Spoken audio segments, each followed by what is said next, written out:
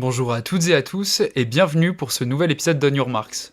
Aujourd'hui, j'ai le plaisir de retrouver Joseph Mestrallet, mathématicien et fondateur du labo de performance Enduro. Avec Joseph, on se retrouve aujourd'hui pour enregistrer un second épisode d'On Your Marks, car on en avait enregistré un il y a un peu plus d'un an. Dans la conversation d'aujourd'hui, on fait le point sur tout ce qui a changé pour Joseph et son entreprise depuis notre premier épisode. Dans une première partie, il va se représenter brièvement, nous faire une mise à jour complète sur ses nouveaux projets, la réorganisation de sa boîte et ses apprentissages depuis l'année dernière. On va rentrer dans la partie qui va le plus vous intéresser, celle qui parle de sport et de data. Dans cette partie, on va aborder deux thèmes principaux. Deux missions qu'a eu Joseph au cours de l'année 2024. La première, c'est son rôle clé auprès de la Fédération française d'athlétisme pour les Jeux Olympiques de Paris, où il a été mandaté pour élaborer des plans de pacing sur mesure pour tous les athlètes du marathon, grâce à ses prédictions algorithmiques. Le second projet de Joseph sur lequel on revient, c'est le plan de pacing révolutionnaire qu'il a conçu pour Ruskroff à l'UTMB.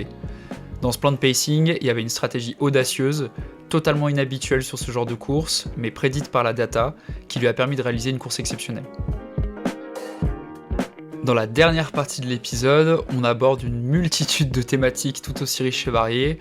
On parle notamment de l'utilisation de jumeaux numériques en entraînement. Ce sont des simulations d'athlètes qui utilisent des données biomécaniques et physiques pour prédire les performances d'athlètes. On parle aussi de l'avenir des disciplines, les incursions de certains spécialistes d'une discipline vers une autre, comme Hassan Chadi lors des Templiers. On parle également de la professionnalisation croissante de disciplines comme le trail et les perspectives d'avenir dans ces sports. Et on parle aussi de sujets tels que la création d'un team de trail et l'impact sur l'écosystème sportif. Avant de vous laisser écouter l'épisode, je tenais à vous rappeler qu'On Your Marks a la chance d'être soutenu par le site Top4Running. Top4Running, c'est un site génial sur lequel vous pouvez acheter tout votre équipement de running au meilleur prix. Il y a un choix immense de chaussures, de vêtements et d'accessoires, et très souvent de grosses promotions. Pour vous faire encore plus plaisir, vous pouvez utiliser le code promo offert par On Your Marks pour bénéficier de 5% de remise supplémentaire sur Top4Running. Ce code est disponible en description de l'épisode. Ça vous fait faire des économies, et moi ça me permet de financer le podcast. Bon épisode!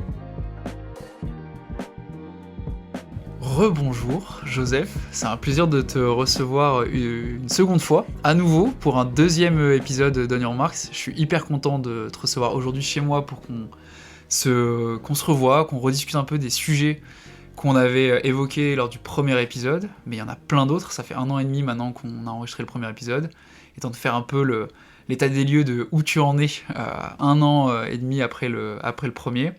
Pour la petite histoire, du coup, Joseph, on a fait un premier épisode ensemble dans lequel tu parlais de ton activité, tu te présentais, tu parlais d'enduro, quelque chose qu'on va avoir l'occasion de bien évoquer pendant ce premier épisode. Dans ce premier épisode-là, on a énormément parlé de data, on a parlé d'analyse de la performance, on a parlé de ta boîte, de ce que tu faisais, de ce que tu proposais à des athlètes, à des entreprises. Ça a pas mal évolué, il y a eu pas mal de nouveaux projets, de nouvelles directions, plein de choses hyper intéressantes, et je trouvais ça vraiment cool de pouvoir te réinviter pour qu'on fasse une mise à jour de Enduro Joseph Mestrallet, où est-ce que ça en est aujourd'hui en novembre 2024. T'es le premier invité que je réinvite, donc c'est un honneur, t'es un peu le cobaye pour ça, donc je suis hyper content. Traditionnellement, je commence l'épisode par dire, alors, pour ceux qui ne te connaîtraient pas, est-ce que tu pourrais te présenter ? Je pense qu'il y a déjà pas mal d'auditeurs d'On Your Marks qui te connaissent, grâce au premier épisode, mais comme il y a toujours de plus en plus d'auditeurs, on va quand même prendre un peu de temps pour que tu me dises qui tu es, qu'est-ce que tu fais, un peu ton parcours, et qu'on parle tout de suite d'enduro juste après ça. Mais incroyable, c'est une intro hyper intéressante. Non, merci beaucoup justement pour cette réinvitation. Ouais. Et déjà, merci pour la première. C'est une époque justement où je venais de me lancer en quelque sorte. Et ça a été un peu une de mes premières robes de lancement. Maintenant, il y a même des gens qui vont me voir justement dans des salons, etc. En mode, mais je te connais du premier épisode d'On Your Marks. Donc un grand merci. Et j'avais déjà beaucoup kiffé en fait le fait de s'intéresser aux gens de la performance de l'ombre. Ouais. Moi, c'est comme ça que j'avais découvert à l'époque Chiron, etc. Donc en fait, c'est tout un aspect qu'on se voit pas forcément et qui fait de la perf ou même du sport en général, un travail d'équipe. Et du coup, je trouve ça très très intéressant. Et effectivement, il y a beaucoup de choses qui ont changé. Et donc, pour faire une petite représentation rapide, moi je suis un mathématicien. Ouais, et ça c'est assez fou. J'adore me présenter comme ça parce que justement ça casse un petit peu avec le côté, enfin un mathématicien ça a des lunettes, des boutons et c'est un peu chiant. Ouais, c'est ça. Donc il y a rien de sexy, il y a rien qui le prédispose justement à bosser dans le sport. Et en fait moi je me suis vraiment dit, j'ai pris mes deux passions. Les mathématiques, ça peut paraître bizarre dit comme ça, mais c'est vraiment les maths et le sport. Et j'en ai fait un combo et qui s'est révélé gagnant en fait ces dernières années. Et du coup, j'optimise grâce à l'analyse de toutes les datas. Du coup, les données de fréquence cardiaque, de lactate, de glucose, de sudation, de rythme de foulée, etc. pour optimiser et en fait aller chercher ces quelques pourcentages de performance dont on a besoin. Et en fait, avec la densification du sport aujourd'hui, qui sont devenus indispensables pour aller gagner une médaille d'or olympique ou battre un record du monde. Ouais, parce j'invite du coup tous ceux qui sont un peu plus curieux de ce sujet-là, qui veulent un peu rattraper le retard sur qu'est-ce que tu fais exactement, à écouter le premier épisode. On en parle pendant 1h30, c'était hyper cool, on parlait de tout ça. Et, mais pour moi, le résumé, en tout cas si je devais résumer en 2-3 mots ce que j'ai appris de notre première discussion, c'est que on ne se rend pas compte du potentiel qu'il y a en sport à utiliser des données, que pour l'instant c'est vachement sous-estimé et que on peut s'attendre de plus en plus à voir des gens comme toi arriver et à nous apporter en fait tout ce que les mathématiques ont de mieux à apporter et que pour l'instant en sport on maîtrise pas trop. Ouais. Est-ce que je résume bien un peu ce qu'on s'est dit la dernière fois ? Et je pense que c'est vrai pour deux choses. La première, c'est que en fait c'est des secondes qui vont valoir de plus en plus cher et en fait quand tu t'entraînes déjà bien, tu peux pas t'entraîner plus parce que sinon tu te blesses, donc t'es obligé de t'entraîner plus intelligemment. Je pense que je fais référence notamment à l'invité du poste d'avant qui est vraiment dans ce contrôle, Vincent. C'est exactement ça, il faut être beaucoup plus justement intelligent dans sa façon de s'entraîner et il faut aller traquer tous les petits détails. Donc ça c'est vraiment la chose qui est fondamentale. Et comme tu disais, si je peux aussi montrer un peu la voie à d'autres personnes et de se dire en fait il y a carrément un truc sympa à aller faire, d'aller te bosser dans ta passion. Moi j'aurais pu avoir une carrière chante, d'aller monter des startups dans des domaines qui m'intéressaient pas forcément et je me dis ok, moi je m'en fous, je me mets à fond là-dedans et j'en parlais pas forcément dans le premier épisode mais pendant 2 ans j'ai mangé des pâtes. Le dimanche j'avais du pesto et j'étais très content, tu vois. Donc, parce qu'en fait je voulais lancer le truc, je me suis dit il y a un truc à faire, moi j'y crois, personne n'y croyait. Mes parents, alors mon banquier c'était impossible, genre tout le monde me disait mais arrête tes conneries et en fait non, j'ai vraiment persévéré pour montrer justement qu'il y avait un intérêt, pour aussi gagner de la légitimité. C'est ça, cette question de légitimité qui est très importante et en fait voilà, on verra où est-ce que ça nous a mené. Bien sûr, on va en parler juste après. Joseph, si on résume Enduro en 2 mots, qu'est-ce que c'est ? Un labo, une agence, une boîte, une start-up où est-ce que t'en es un peu aujourd'hui ? Si tu dois pitcher en 30 secondes le truc, c'est quoi ? En 2 mots, je dirais en fait vraiment maths et sport. Donc c'est vraiment un peu les 2 univers qui me définissent. Moi j'aime bien le terme de laboratoire parce que c'est vraiment un peu un laboratoire, pas forcément pour développer des produits etc, mais aussi pour tenter des trucs. On va le voir justement après dans la perf, mais aussi dans le média, c'est pas que la data mais aussi la performance en général. Donc il y a beaucoup de boulot là-dessus. Donc je dirais un laboratoire qui est spécialisé dans la haute performance et l'accompagnement des athlètes. Ok. Alors depuis la dernière année depuis l'année dernière où on a enregistré le premier épisode, t'étais tout seul, tu bossais t'avais pas mal de projets qui t'ont fait connaître, dont on a déjà parlé dans le premier épisode. 1 an après, où est-ce que t'en es ? Est-ce que la boîte, elle s'est un peu développée ? Est-ce que t'as recruté des gens ? Est-ce que, je sais pas, il y a des contrats un peu récurrents ? Qu'est-ce qui a évolué un peu sur cet aspect plus... là, je prends 2 minutes pour parler un peu de la boîte, mais en gros, qu'est-ce qui a évolué depuis 1 an là-dessus ? Déjà, la légitimité s'est installée, ça c'est vraiment le principal, et en fait on a montré que ce genre de poste avait son importance justement dans le monde du trail. Et oui, effectivement, on a pas mal grossi, donc il y a eu la création de la structure, j'ai eu un premier alternant, puis un stagiaire, puis un deuxième alternant, et là j'embauche en janvier un CDI, attention. un PhD super malin justement pour m'aider là-dessus, parce qu'en fait il y a vraiment beaucoup trop de boulot, et moi je travaille vraiment à flux tendu, enfin je pense que je dois pas être loin des 80 heures par semaine, et parce que ça me passionne et parce que c'est incroyable. C'est une vie de rêve, mais du coup, je bosse pas mal et donc on avait beaucoup de demandes. Et là, justement, maintenant que ça s'est pérennisé et qu'on a eu des contrats, j'ai bossé notamment avec Morten, une boîte justement de nutrition sur des calculs de fuel calculator pour estimer justement la dépense énergétique et pouvoir la transmettre à leurs clients.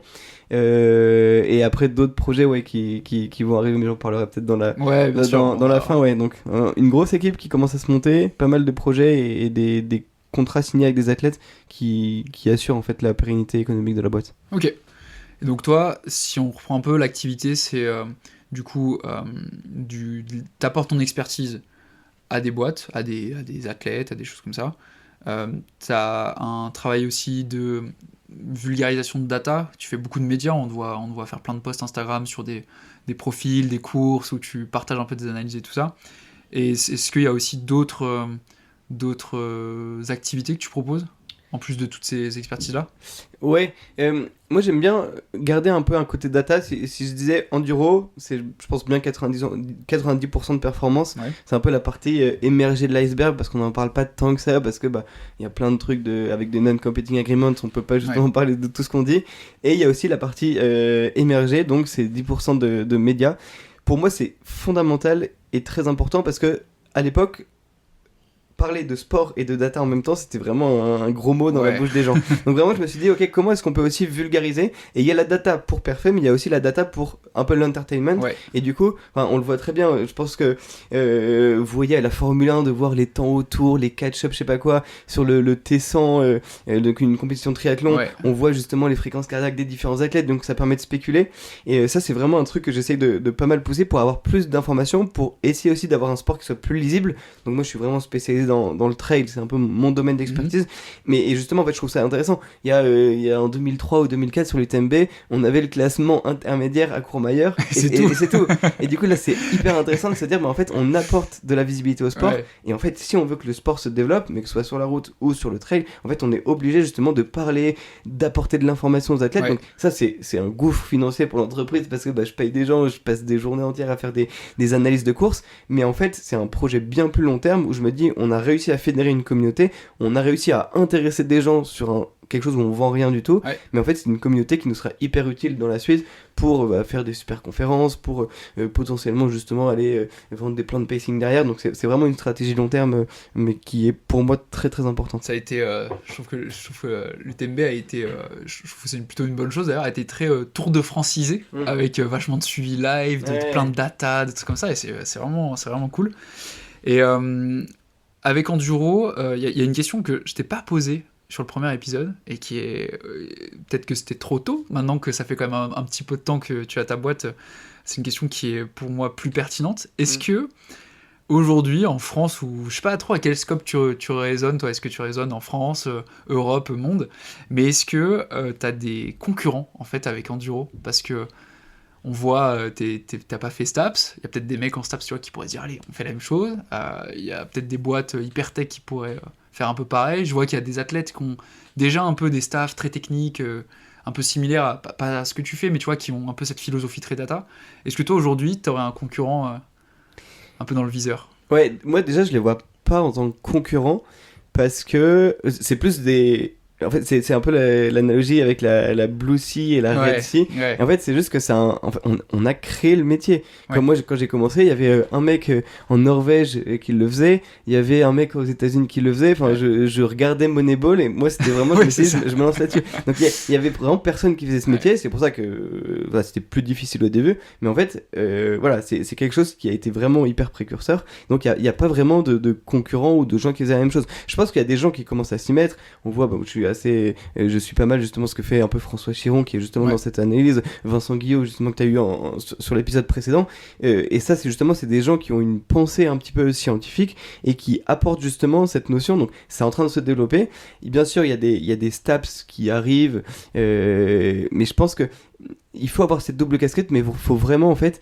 c'est plus facile d'être un mathématicien et ensuite de rajouter la casquette trail, etc., que d'être un trailer et en fait de rajouter la casquette mathématique, parce que t'as plein de concepts. Je pense que typiquement des gens pourraient faire à peu près le genre d'algo, mais là ce qu'on est en train de préparer pour maintenant et pour dans 2 ans, c'est vraiment c'est l'état de l'art de ce qu'on fait justement en IA, on bosse avec les LLM, etc. Enfin, on en reparlera, je pense d'artefacts de GameFest qui sont des boîtes qui sont au top, et en fait je suis assez proche justement de ce genre d'entreprise pour prendre beaucoup d'influx. Mais j'en parlais avec Scott Johnson qui est le coach de Tom Evans, donc je dois lui faire une proposition financière pour 2025.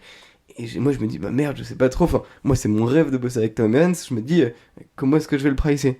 Et j'en parle avec Scott, qui est un athlète légendaire qui a fait pas mal de Nordic skiing aux États-Unis, qui a accompagné les US sur les Jeux Olympiques. Et il me dit, il a 71 ans, donc le gars en avait passé. Il me dit, bah mec, il y a personne qui fait ça au monde. Ouais. En vrai, il m'a dit, tu peux pricer ce que tu veux, Tom acceptera. Ok. Et du coup, genre vraiment, tu peux mettre la barre où tu veux. C'est open bar. Donc il y a un côté qui est un peu sympa là-dessus. Je pense que la concurrence va arriver. Je pense que en fait, des grosses boîtes comme Mac ou BCG Gamma vont potentiellement en fait mettre du monde dessus. Ouais. Mais pour l'instant, en fait, la légitimité elle était hyper importante. Moi j'ai mis du temps à aller la chercher, et c'est quand même, je pense, un peu l'avantage concurrentiel qu'on a pour l'instant. Ouais. Et puis il y a beaucoup de sports aussi. Ouais, parce que je sais que toi t'es spécialisé dans le trail, j'ai vu que tu faisais aussi 2-3 autres sports à côté, enfin toi c'est plutôt endurance qui t'intéresse si je résume, mais il y a plein d'autres sports, plein d'autres expertises. Exactement, et il faut aller les chercher. Je pense que nous on va être assez vite bloqués par les concurrents de nos athlètes, donc typiquement Tom ou Rousse, ils refusent que je bosse avec des athlètes qui sont près de leur niveau, parce que en fait c'est compréhensible, on les connaît à la perfection, enfin je connais chaque centimètres de leur corps, de leur physiologie, donc je pourrais pas, enfin, même quand je fais un plan de pacing, on le verra sur l'UTMB, en fait c'est un plan aussi contre les autres, et du coup c'est compliqué justement pour bosser pour 2 athlètes, donc je pense en fait tu peux facilement prendre le premier dans chaque sport, le meilleur du monde dans chaque sport, sûr.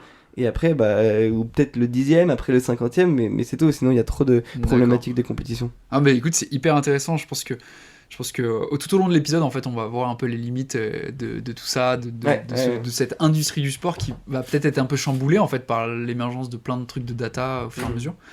Mais écoute, Joseph, je te propose qu'on commence à rentrer dans le vif du sujet. Je fais une petite redite, mais si jamais vous avez envie d'en savoir plus sommairement, naïvement sur ce que c'est qu'Enduro, je vous invite quand même à réécouter le premier épisode, on en parle hyper bien. C'est très clair, donc voilà, si jamais vous voulez reprendre un peu la base, il y a la partie 1 qui vous attend et qui est disponible gratuitement partout, donc allez-y. Premier sujet, Joseph, c'est un sujet de cœur, un sujet d'actualité passée, mais je pense que personne n'a pu manquer, c'est les Jeux Olympiques de Paris. Tu y as été. Pour être honnête, je m'attendais pas tellement à te voir, parce que je fais le petit aparté là-dessus, mais j'ai vu que tu avais été approché, en tout cas tu avais été... présent pour une mission dont tu vas nous parler avec l'équipe de France sur le marathon, et moi je m'attendais pas à te voir parce que je sais que l'équipe de France, tout ce qui est un peu fédé, tout ça, ils sont très frileux à tout ce qui est un peu nouveau, et c'est vraiment comme dans Moneyball, j'ai l'impression, c'est vraiment énormément de respect pour eux, mais un peu les vieux cadres de la fédé qui gèrent tout, qui font tout, et c'est à l'ancienne, voilà, c'est comme ça que ça doit se courir le marathon, et voilà. Et quand j'ai vu ta tête surtout sur le staff de la fédé, je me suis dit, putain, mais incroyable, Joseph, il y est. Et je suis hyper curieux de savoir qu'est-ce que tu as fait aux Jeux Olympiques de Paris. Est-ce que tu peux me parler un peu de cette mission, de ton rôle sur ce marathon de Paris? Ouais, c'est un gros sujet, en vrai, très intéressant. Moi, il faut le dire, en vrai, je suis français, j'adore la France, j'adore le sport et les JO, je me suis dit, il faut absolument que je bosse pour les Jeux Olympiques. Donc quand je suis sorti, avant même la création d'Enduro, je m'étais dit, mais je postule à Paris 2024, je vais essayer de trouver un poste qui allie un petit peu à ma passion, donc j'étais vraiment axé sport et axé perf, donc je me suis dit, je vais peut-être bosser dans un peu les juges arbitres, peut-être un peu dans l'antidopage, etc. Je postule et tout, je pensais avoir genre un bon CV, il n'y a personne qui me prend. Donc je me dis, ok, un échec là-dessus. Oh le nul. Non mais vraiment, en vrai, forcément tu te doutes un peu, tu te dis, merde, moi je voulais bosser un peu pour mon pays, enfin c'est un truc à pas louper, tu vois. Je me dis, ok, ils ont pas voulu de moi, je sais pas comment je vais faire, mais je vais ressortir par la fenêtre, tu vois. Okay. Et du coup je me dis, je me lance à fond dans enduro, je fais mes trucs en truc. Donc j'ai commencé d'abord par le trail parce que, et voilà, c'était un peu mon domaine d'expertise, il fallait être super bon dans un domaine pour ensuite aller sur d'autres trucs. Et en fait j'avais commencé à aider aussi d'autres athlètes, notamment... c'était Solange Jésus qui était une athlète portugaise sur le marathon au championnat du monde à Budapest, un peu Duncan Peria sur Rotterdam, sur différents trucs, Félix Bourg sur les championnats d'Europe. Et en fait, du coup, moi je m'amusais juste et je trouvais ça sympa en fait de développer aussi mes connaissances là-dessus, donc sur le vent, le dénivelé, etc. On avait fait un truc sur New York et en fait un jour je reçois un appel, un mec de l'équipe de France qui me dit bonjour monsieur Mestralet, on aime beaucoup le travail que vous faites et que vous partagez un petit peu sur LinkedIn. Entre parenthèses, d'où l'importance du média, Ouais, qui est très important. bien sûr. Et du coup, on aime beaucoup votre boulot. Bah écoutez, il y a les Jeux Olympiques dans cet été. Je dis, ah bah, je suis au courant. Et du coup, il me dit, on est super fort sur l'entraînement. Par contre, on panique sur un truc, le dénivelé. Ouais. Parce qu'en fait, il faut savoir que sur le marathon, je pense que vous savez tous, sur le marathon des JO, il y avait beaucoup de montées, notamment ces 2 grosses côtes à côté de Versailles. Et du coup, ils disent, bah voilà, nous on sait pas faire. Du coup, on demande à 2 personnes, c'est Adrien Séguré qui est l'entraîneur de l'équipe de France de trail et Joseph Mestrallet d'enduro parce que bah, vous avez un peu bossé sur le sujet. C'est énorme. Et du coup, je dis, mais j'accepte des 2 membres parce que j'adore mon pays et mon rêve c'est de faire gagner une médaille d'or à mon pays au JO, tu vois. Ouais. Et du coup, j'ai quand même bossé pas mal là-dessus, mais j'ai fait 60 pages de briefing. Enfin, je connaissais par cœur, mais chaque pavé du truc, on avait calculé aussi en fonction de l'axe du soleil à l'heure et en fonction des arbres, est-ce qu'il y avait des zones d'ombre, pas de zones d'ombre, ok. à quel moment il fallait passer les différents tournants. Donc c'était vraiment très précis. Et pour revenir justement sur ta discussion sur est-ce que la Fédé c'est des vieux cadres, et bah du coup je donne ce briefing et il y en a 2 sur les 6 coachs qui disent mais de toute façon nous on sait faire, on n'a pas besoin de ça. Et en vrai je pense que c'est peut-être aussi une erreur de ma faute, je suis allé vraiment beaucoup trop data. Ouais. Enfin je leur parlais déjà des digital twins. T'avais pas l'acculturation à tous ces trucs de data, ils étaient trop... Ouais, ça en fait ils étaient beaucoup trop loin et je pense que ça leur a fait carrément peur. Enfin, on avait des solutions justement pour tester quelles étaient les meilleures chaussures. Ouais. Est-ce qu'on allait demander à l'équipementier d'aller bosser un petit peu sur la chaussure, notamment je pensais à la dernière côte qui allait fracasser les fibres. Ouais. Justement, est-ce que ça valait le coup de prendre des chaussures un tout petit peu plus lourdes pour justement que ça aide sur cette partie-là, aussi sur l'entraînement. Et en fait, c'est de se dire, je sais pas si on reparlera justement des digital twins, mais pour moi c'est vraiment le futur de l'entraînement, c'est de se dire, en fait, on crée un modèle physiologique d'un athlète, donc c'est un peu un jumeau numérique, tu vois, un clone numérique. Donc on prend toutes ces données, ça va être une 50aine de paramètres, ça peut être la fréquence cardiaque, le poids, la taille, le sexe, est-ce qu'il a fumé dans sa vie, la raideur tendineuse, enfin vraiment beaucoup de trucs différents. Ouais. Et en fait, grâce à ça, on réussit à déterminer comment tous ces paramètres sont imbriqués. Donc typiquement, voilà, imagine il prend 1 kilo, comment est-ce que ça VO2 max augmente ou diminue? Est-ce que sa raideur tendineuse va être impactée, oui ou non? Mais en vrai, un petit peu, tu vois. Et du coup, on prend tout ça et en fait, on va créer 1000 Félix Bourg ou Méline Rollin et du coup, on va réussir à capter sur un marathon des JO, comment est-ce que ça passe si on leur fait partir avec différents plans de pacing, tu vois. D'accord. Ou avec différentes stratégies de nutrition. Ou même typiquement, on a cette espèce de jumeau numérique, on calcule quel est le meilleur entre guillemets coureur pour gagner cette course, donc il va être différent entre si c'est Berlin, si c'est Boston, etc. Et en fait avec ça on va se dire ok, comment est-ce que je peux faire fitter mon athlète, mon jumeau numérique ici. Et du coup on lui fait quand on va faire des séances de spé descente, on va faire des séances en côte, et du coup on va réussir à faire fitter ces deux là pour que augmenter en fait le nombre de chances qu'il gagne cette course là. Donc en gros si je résume, toi ils ont pas d'expertise sur comment est-ce qu'on transforme des routards en athlètes capables de délivrer un degré de performance nickel sur un marathon hyper spécifique comme celui des Jeux. Le but, c'est Séguré pour son côté entraînement, côté vraiment athlète, terrain et tout, et toi pour le côté gestion du pacing, gestion des paramètres, etc. En gros, trouver la bonne combinaison qui va bien pour transformer un Hassan Chadi en machine de guerre sur un parcours avec 300 mètres de dénive, quoi. En gros, c'est un peu ça. Exactement. Et en fait, je pense que je suis allé un peu trop loin parce que du coup, je leur ai fait peur à ce niveau-là. Parce qu'en fait, le coach, il avait aucune envie en fait qu'on lui change son entraînement ou son truc, enfin, et surtout t'as 26 ans, t'as des lunettes, enfin en vrai pour le coup, moi c'est comme ça que je me vois aussi, c'est genre ils ont énormément d'expérience, ils ont entraîné des super athlètes, donc forcément en fait il y en a certains, et pas tous, tu vois, quand Scott Johnson on passait 1 heure au téléphone et on échangeait énormément parce qu'il est ouvert dessus, mais je pense que les Français ont vraiment clairement un monde de retard là-dessus, et c'est pas en faisant comme ça avec la Fédé que ça va changer, donc voilà, c'était un peu la limite là-dessus et qui était dommage. Et du coup, alors, si on reprend un peu cette mission, donc ton rôle c'est d'apporter ton expertise, mais qu'est-ce que tu devais délivrer en fait sur cette mission des Jeux? Est-ce que c'était un plan de pacing? Parce que, alors ça on en avait déjà parlé un peu dans l'épisode 1, c'est qu'un des trucs que la data permet de faire, c'est de dire, en fonction du terrain, en fonction de plein de paramètres, on peut dire kilomètre par kilomètre à peu près ce qu'il faudrait faire pour arriver à son objectif. Est-ce que toi c'était que ça? C'était de dire par exemple voilà un Morad Amdouni voilà du kilomètre 0 au 42 voilà ce qu'il doit faire. Et il doit courir 1 km à 3,20, 1 km à 3,20 je suis un peu gentil mais 2,55, 1 km à 2,57 et tout.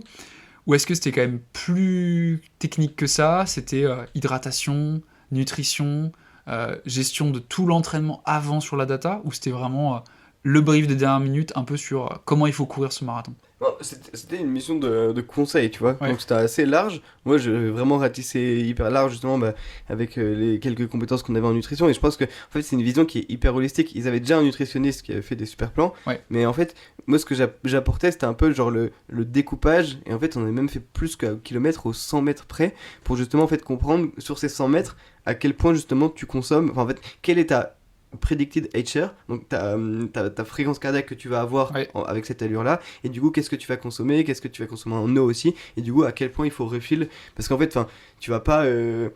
c'est hyper important, en fait, de s'alimenter au bon moment, et si t'as 1 minute ou 2 minutes ou 3 minutes de différence par rapport à ce que ton corps a besoin, en vrai, tu vas forcément le payer, tu vois. Bien sûr. Du coup, après, j'ai fait un plan de pacing, tu vois, j'ai un peu galéré à obtenir les données, ça, c'est un truc qui est vraiment dommage, tu te dis, on a les trucs, on a juste besoin d'avoir les données pour s'entraîner. Et en fait, avec les coachs, on n'arrivait pas à avoir les Strava. Donc j'étais obligé de demander à Félix Bourg et tout, à Méline, qu'elle m'envoie ses propres données pour justement faire tourner les algos. Parce qu'il faut les entraîner, ces algos, en fait. Exactement, mais c'est ça. En vrai, on n'est rien sans données. Et on l'a fait un peu pour les championnats d'Europe à Rome. Je finis à 7 secondes sur la prédiction sur un semi-marathon. Donc tu vois, en vrai, ça prouve que ça marchait. Et justement, c'est très important en fait d'avoir ces données, sinon moi je suis rien. J'ai beaucoup moins de connaissances. Le coach, pour le coup, il a la connaissance de l'athlète parce qu'il l'entraîne depuis 20 ans, il sait exactement comment il réagit. Moi, je suis un peu un aveugle qui arrive dans une salle, et bien sûr, c'est pas forcément un aveugle, je vois quand même certaines choses parce que j'ai cette compétence en physio, mais pour le coup, si j'ai pas les données, en fait, je pourrais pas être aussi précis que ce que je vends, tu vois. Ouais, bien sûr. Et donc tu bosses là-dessus. Optimisation du plan de pacing pour le marathon, hyper particulier, montée, descente, voilà, qu'est-ce qu'il faut faire à tel moment de la course et tout ça. Est-ce que les athlètes, comment ils ont perçu cette approche un peu nouvelle? C'est la première fois que c'était fait, en tout cas en France sur un marathon olympique. Ouais. Est-ce que les athlètes, on a des profils hyper différents en plus. Je suis sûr que, je les connais pas personnellement, mais je pense qu'un Morad Amdouni n'a pas du tout le même caractère qu'un Félix Bourg, qui pareil que Méline Rollin et tout ça. Est-ce que ils ont pris est-ce qu'ils ont accepté hyper facilement ça? Est-ce qu'ils ont vu cette approche d'un bon œil, tu vois? Est-ce qu'ils ont vu ça, je reformule un peu ma question, mais est-ce qu'ils ont eu le sentiment que c'était vraiment ce qu'il leur fallait pour gagner? Ou est-ce qu'ils étaient un peu réticents à se dire, oula, attends, moi je suis un coureur, c'est moi qui fais le truc, si tu me dis de courir à telle allure, à tel moment, si je sens que c'est pas le truc, je le ferai pas, tu vois? Comment t'as senti un peu cette acceptation de l'athlète? Ouais, déjà ils sont super différents, ça c'est un truc.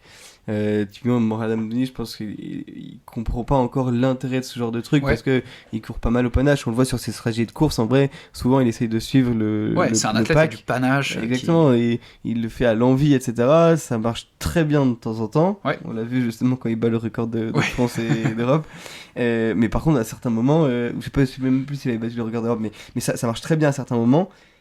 Mais par contre, il craque notamment, là je prends l'exemple des JO à Tokyo, où en fait il finit super loin parce qu'il a complètement explosé. Et là où un Nicolas Navarro, qui est pour le coup hyper plus sensé, lui il fait une course par l'arrière, il est 40e ou 50e au 5 ou au 10e kilomètre, et en fait il réussit à aller chercher, et il réussit à finir devant Morad qui lui avait suivi la tête de course. Ouais, bien sûr. Donc en fait c'est vraiment aussi une certaine forme d'acceptation. Il y a des gens on n'est pas tous égaux par rapport à la data, si je puis dire, et en fait des gens qui se disent oui, moi j'y crois, moi je suis capable de faire confiance à un petit mec de 27 ans, et typiquement Méline elle était assez ouverte, Félix il était assez ouvert aussi. Petit aparté, mais Méline il me semble qu'elle est data analyst aussi. Donc j'espère qu'elle était en mode allez on y va plein pot. Mais très frustrant avec Méline parce qu'elle se pète un os dans le dos. Donc j'étais au village olympique, j'étais en mode ça va aller, ça va. Et en fait elle me dit je pense que je vais même pas suivre le plan parce que je vais pas finir la course. Donc elle était tellement dans un état de douleur que en fait moi je suis le 1%, quand t'as 15% de ton dos qui te manque derrière, ça va pas le faire. Ouais, bien sûr. Et j'ai une autre question sur ce marathon qui a été je trouve exceptionnel à voir, à suivre, à courir aussi. Moi j'ai eu la chance de le faire la veille, donc c'était super cool. définir un plan de pacing par rapport à quelque chose qu'on connaît, un objectif, du style, je vais dire une bêtise, mais comment est-ce que je peux réussir à faire 2h05 sur ce parcours? C'est quoi la meilleure façon de courir cette course pour arriver à 2h05? C'est une chose. Là, on est sur un parcours qui n'a jamais été fait, qu'on ne connaît pas. On ne connaît pas de parcours olympique avec du dénive comme ça. J'imagine qu'un des nerfs de la guerre, ça a été de faire des prédictions de... Ok, les Français, ce qu'ils peuvent faire, c'est une chose, mais qu'est-ce que peut faire le meilleur mondial sur ce parcours? Toi, du coup, tu as fait des prédictions un peu là-dessus? Et si jamais tu as fait des prédictions, a posteriori, qu'est-ce que t'en as tiré des résultats finaux? Ouais, bah c'est pas évident parce qu'il faut quand même se mouiller et tu te dis ok, bah je balance un résultat. Ouais. J'avais fait une prédiction et je pourrais vous retrouver le mail si vous voulez. Et moi j'ai dit que le D+, ça allait coûter justement aux athlètes 1 minute 27 en termes de... Sur leur record. Sur une base de 2h05, ouais. Ok. Donc c'est pas forcément le record du monde, mais 3 minutes ou 4 minutes de plus que le record du monde. Ouais. Et j'envoie le mail à la Fédé et là il y a... il me rit un peu à la gueule en mode mais non, mais nous on a prévu 3-4 minutes et puis l'entraîneur national il a prévu 3-4 minutes, etc. Moi je sais pas à quel point il y a d'autres faits de course, tu vois. Et bon, en tout cas il s'était dit bah voilà, en tout cas ça c'est un truc. Moi typiquement je l'avais entraîné sur moi et j'avais un profil plus trailer quand même. Ouais. Donc quand même j'avais moins de sensibilité en fait au D+, et en fait typiquement moi ça va me coûter 1 minute 27, mais quelqu'un qui a exactement mon niveau mais qui fait que de la route, Ouais. ça va lui coûter je sais pas 1 minute 32, 1 minute 37, 1 minute Ok. 40, tu vois. Ouais. Mais voilà, du coup il y avait ce premier truc où voilà, j'avais lancé le truc et en fait je m'étais un peu pris un bâche là-dessus. J'avais trop... Enfin, non mais j'étais en mode bah voilà, c'est aussi l'expérience qui parle, moi j'apporte quelque chose de mathématique. Ils sont peut-être pas d'accord, peut-être que je me suis planté, et je vais essayer de refaire les calculs de mon côté. Ouais. Et du coup, voilà, c'est ce que j'avais dit, et effectivement, on voit là, quand, sur les JO où ils battent le record olympique. Je pense qu'il y a aussi d'autres points, tu vois, genre, typiquement, en fait, il y a plusieurs points. Il y a la chaleur, il faisait peut-être un peu moins chaud que ce qui était prévu et que ce qui avait pu se passer justement à Tokyo, notamment en termes d'humidité. On a eu une fenêtre météo de malade, je sais pas si vous avez vu, mais on est vraiment un jour béni en tout cas sur la course des garçons. Et le deuxième truc, il y avait aussi en fait c'est souvent plus lent une course de championnat parce que bah il y a une stratégie et les gens ils le font pas pour le chrono, ils le font vraiment pour aller gagner. Et en fait, on voit que ça explose à chaque fois au kilomètre 30, où bah, en fait, sur les deux dernières Olympiades, il y a Kipchoge qui part, et du coup, ils attendent vraiment, donc ils font 30 km assez lentement. Ouais. Et là, pour le coup, en fait, ça n'a pas été le cas. Il y a je sais plus, c'est un Italien qui est parti un petit peu devant, qui était en décathlon notamment, qui est parti un petit peu devant, et du coup, en fait, les leaders, comme ils étaient dans une situation d'inconnu, bah, t'es obligé de suivre, parce que tu te dis, ça se trouve, le mec qui se fait la malle, il devient champion olympique à la fin. Ouais, et du coup, ce qui arrive en vélo, des fois, on voit des mecs au bluff, ils y vont et ils y arrivent, quoi. Et du coup, en fait, ça a explosé, entre guillemets, enfin, ça s'est accéléré au kilomètre 14, et du coup, bah, en fait, entre le kilomètre 14 et le kilomètre 30, qui normalement sont lents, et là, qui ont été courus un peu plus rapidement, et bah, je pense que c'est ça qui a joué pour les temps. Donc, pas, effectivement, le dénivelé a coûté, mais en fait, cette stratégie a fait gagner pas mal de temps. Parce que ça, c'est un truc, je pense que c'est ce qu'on s'est tous dit quand on a vu les résultats, on s'est dit, putain, ils ont pas perdu tant que ça. Bah, déjà, le record olympique a été battu. Bon, ça, c'est, comme tu l'as dit, à cause de la stratégie, tout ça, c'est un truc, il faut s'en méfier du record olympique, parce que ça veut tout et rien dire, entre guillemets. Mais là, quand je vois 2h07, je crois, pour les hommes. 2h06 quelque chose. 2h06 pour les hommes, et si je dis pas de bêtises, 2h14... non, je sais plus, je sais plus exactement. Mais quand je vois ce qu'ils ont fait par rapport à ce qu'on pouvait prédire, à ce qu'on s'était amusé à pronostiquer tous... en tant que bon data analyst et sport scientist de comptoir, moi j'ai été hyper impressionné. Je me suis dit, putain, mais en fait, 300 mètres de dénive sur un marathon placé comme ça, les mecs sont quand même capables d'envoyer hyper fort et de battre des records et de faire 2-6 comme ça. Après, pour le coup, donc, le record chez les femmes en 2,22,55. 2,22, c'est ça. Mais c'est parce que c'est un record olympique et tu vois, t'es à plusieurs minutes déjà du record du monde. Et en vrai, on va pas se mentir, 2,6 sur un marathon, c'est très lent, enfin quand on voit le niveau qu'ils ont, c'est vrai que parce que 6 minutes ça reste beaucoup, tu vois. Mais en fait il faut se dire que effectivement en fait ils ont été capables d'aller très très vite parce que ils ont été justement forcés par le temps, et en fait il y a un peu cette pression et ce stress en mode bah la course ça se trouve elle va pas se jouer au finish, elle va se jouer dès le début. C'est pour ça qu'ils ont augmenté l'intensité. Et ce qui peut être intéressant potentiellement, c'est de regarder la comparaison entre les PB des gens qui ont couru, notamment avec le marathon pour tous, et leur score effectif, et là ce sera beaucoup plus intéressant. Oui, parce qu'il n'y a pas cette histoire de stratégie, quoi. Bien sûr. Après, je pense qu'il y a très peu de gens qui ont fait le marathon pour tous à fond. Enfin, à fond c'est une chose, mais dans cette optique de se dire, vas-y, comme il y a du dénive, même si je bats mon record, c'est enfin, tu vois, c'est compliqué d'aller bien se sûr. dire, vas-y, je vais battre mon record sur un Ouais. parcours un peu plus. Mais c'est comme on voit à Boston ou à New York. Hein. On regarde New York, pas de cette année mais de l'année dernière. Mais je crois que les filles, elles sont en deux. Mais très loin, genre elles sont en dehors, je crois, ou elles sont à 10 secondes des qualifs pour les JO. Donc c'est-à-dire que la première de New York est à 10 secondes des qualifs pour les JO. Ouais. Donc c'est assez rare. Et même quand on voit, je crois que c'était à Rio, le 1500, je sais pas si vous vous souvenez de la finale, où le premier, en fait, est battu par le record du monde féminin. Ouais, Tellement, mais c'était Centrovitz, non? Exactement, pas, la course la plus lente du monde. C'est ça. Et du coup, on peut pas trop comparer justement les records olympiques parce que, en fait, il y a plein de choses qui rentrent en compte, donc chaleur et stratégie. Et si on revient, juste pour clore un peu ce sujet, si jamais on revient un peu sur les courses des Français, est-ce que du coup ils ont suivi un peu le pacing? Est-ce qu'il y a eu des grosses différences entre ce que tu avais pronostiqué, un peu établi comme plan de pace avec Séguré, ou est-ce qu'ils ont été assez bons élèves et tout s'est bien passé? En vrai, c'était assez intéressant à suivre. Pour le coup, Nico, il est parti assez doucement, en fait, comme à son habitude. Ouais, mais là, c'est un peu ma philosophie de course. On en reparlera peut-être pour l'UTMB, mais de se dire, il faut pas se mettre dans le rouge. Parce qu'en fait, si tu te mets genre même 1% dans le rouge, imagine tu suis Kipchoge, en fait, tu vas cramer des trucs et les 10 secondes que tu as gagné au premier semi, en fait, tu vas en perdre 40 ou 50. C'est pas du tout symétrique en termes de disposition, justement. Mais en gros, du coup, Nico est parti très doucement et c'est là qu'il a réussi à faire un super comeback où il finit en 16e position. Et ça, c'est exactement justement ce qu'on voulait faire. Il arrivait avec le 44e temps, je crois, d'engagement. Donc, c'est-à-dire que sur le papier, de faire 44e. Et non, en fait, il a réussi justement à aller au-delà de ça. Bon, il y a eu potentiellement le fait qu'il courait à domicile, le fait qu'il fasse un peu cette course par l'arrière. Mais oui, effectivement, c'était exactement la stratégie imposée. Après, tu vois, il y a Félix Bourg qui lui finit 50.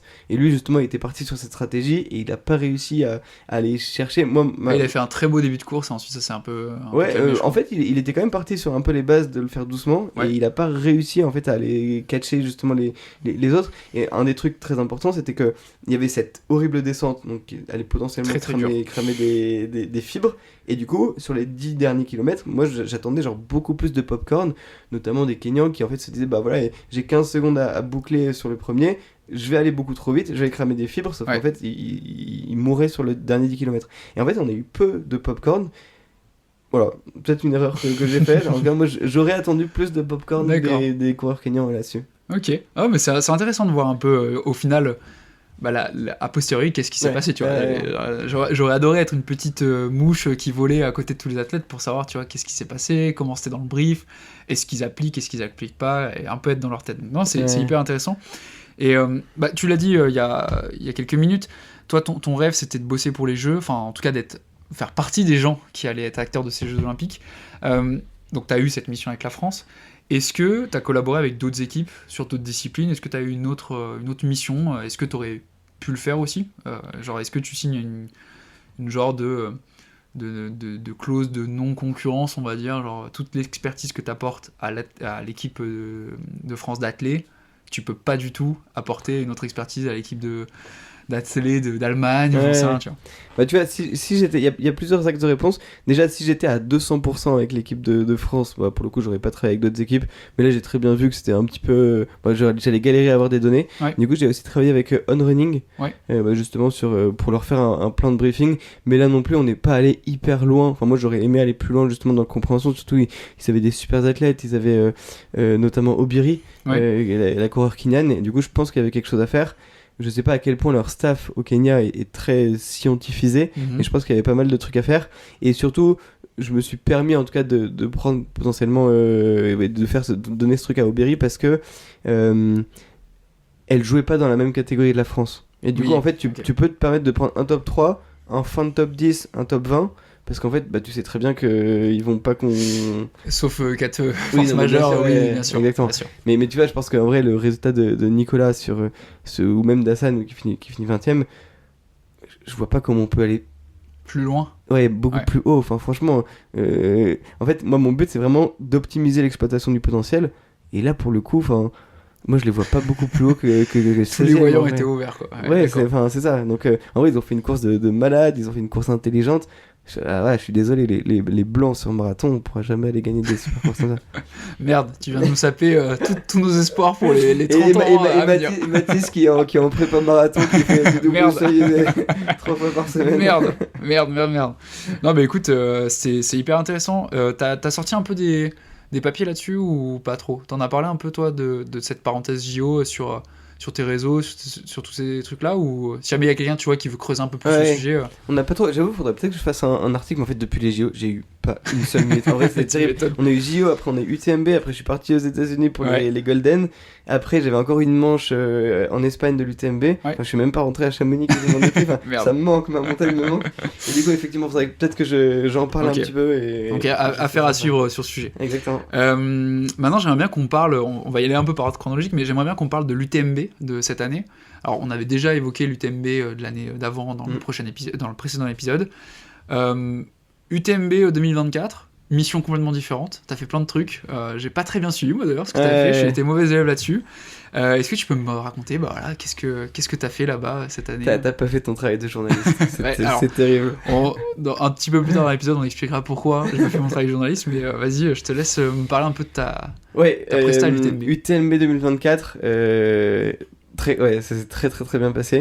Donc j'avais déjà travaillé avec Rose Croft, donc une athlète néo-zélandaise qui devait le faire en 2023 mais qui avait DNS parce qu'elle avait chopé un virus, et je l'avais fait aussi avec Duncan justement à l'époque, et du coup moi je pense que c'était une déconvenue pour moi parce que il était parti trop vite, et du coup à 50e kilomètre arrêt de la course, et typiquement je pense que c'était un des athlètes. Il est excellentissime et il est super fort dans tout ce qu'il fait, et lui il a beaucoup tendance à faire au panache, à l'envie. On pense à Morad. Ouais, pour le connaître, Duncan c'est un athlète de panache. C'est ça, exactement. Et du coup je pense que il était pas encore sera jamais peut-être prêt pour avoir ça, mais du coup moi j'avais vraiment besoin d'avoir des athlètes qui soient très dedicated, docile. Docile. Je l'avais pas mal. Docile, très docile.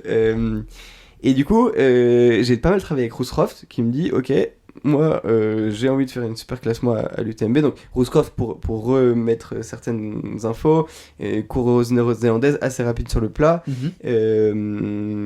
qui a gagné la Western States, qui a gagné l'OCC, la CCC, donc vraiment déjà un gros palmarès. Elle a gagné le marathon du Mont Blanc, il me semble qu'elle a fait championne des Golden en 2018 ou 2019. Donc vraiment gros palmarès, et elle me dit ok Joseph, fais-moi mon plan de pacing sur l'UTMB. Donc je lui fais un peu son jumeau numérique. À l'époque il y avait, je pense, pas beaucoup moins de paramètres qu'aujourd'hui, tu vois. Du coup je lui fais son truc et je lui dis à peu près je calcule qu'elle doit partir plus lentement que les autres, c'est aussi parce que tout le monde part trop vite, et du coup après elle commence sa course à partir du Grand Col Ferré, et là pour le coup elle remonte tout le monde. Donc je lui dis à l'UTMB, à Courmayeur, tu dois être à la 8e ou à la 10e position. Donc je lui donne son plan, mais minute par minute.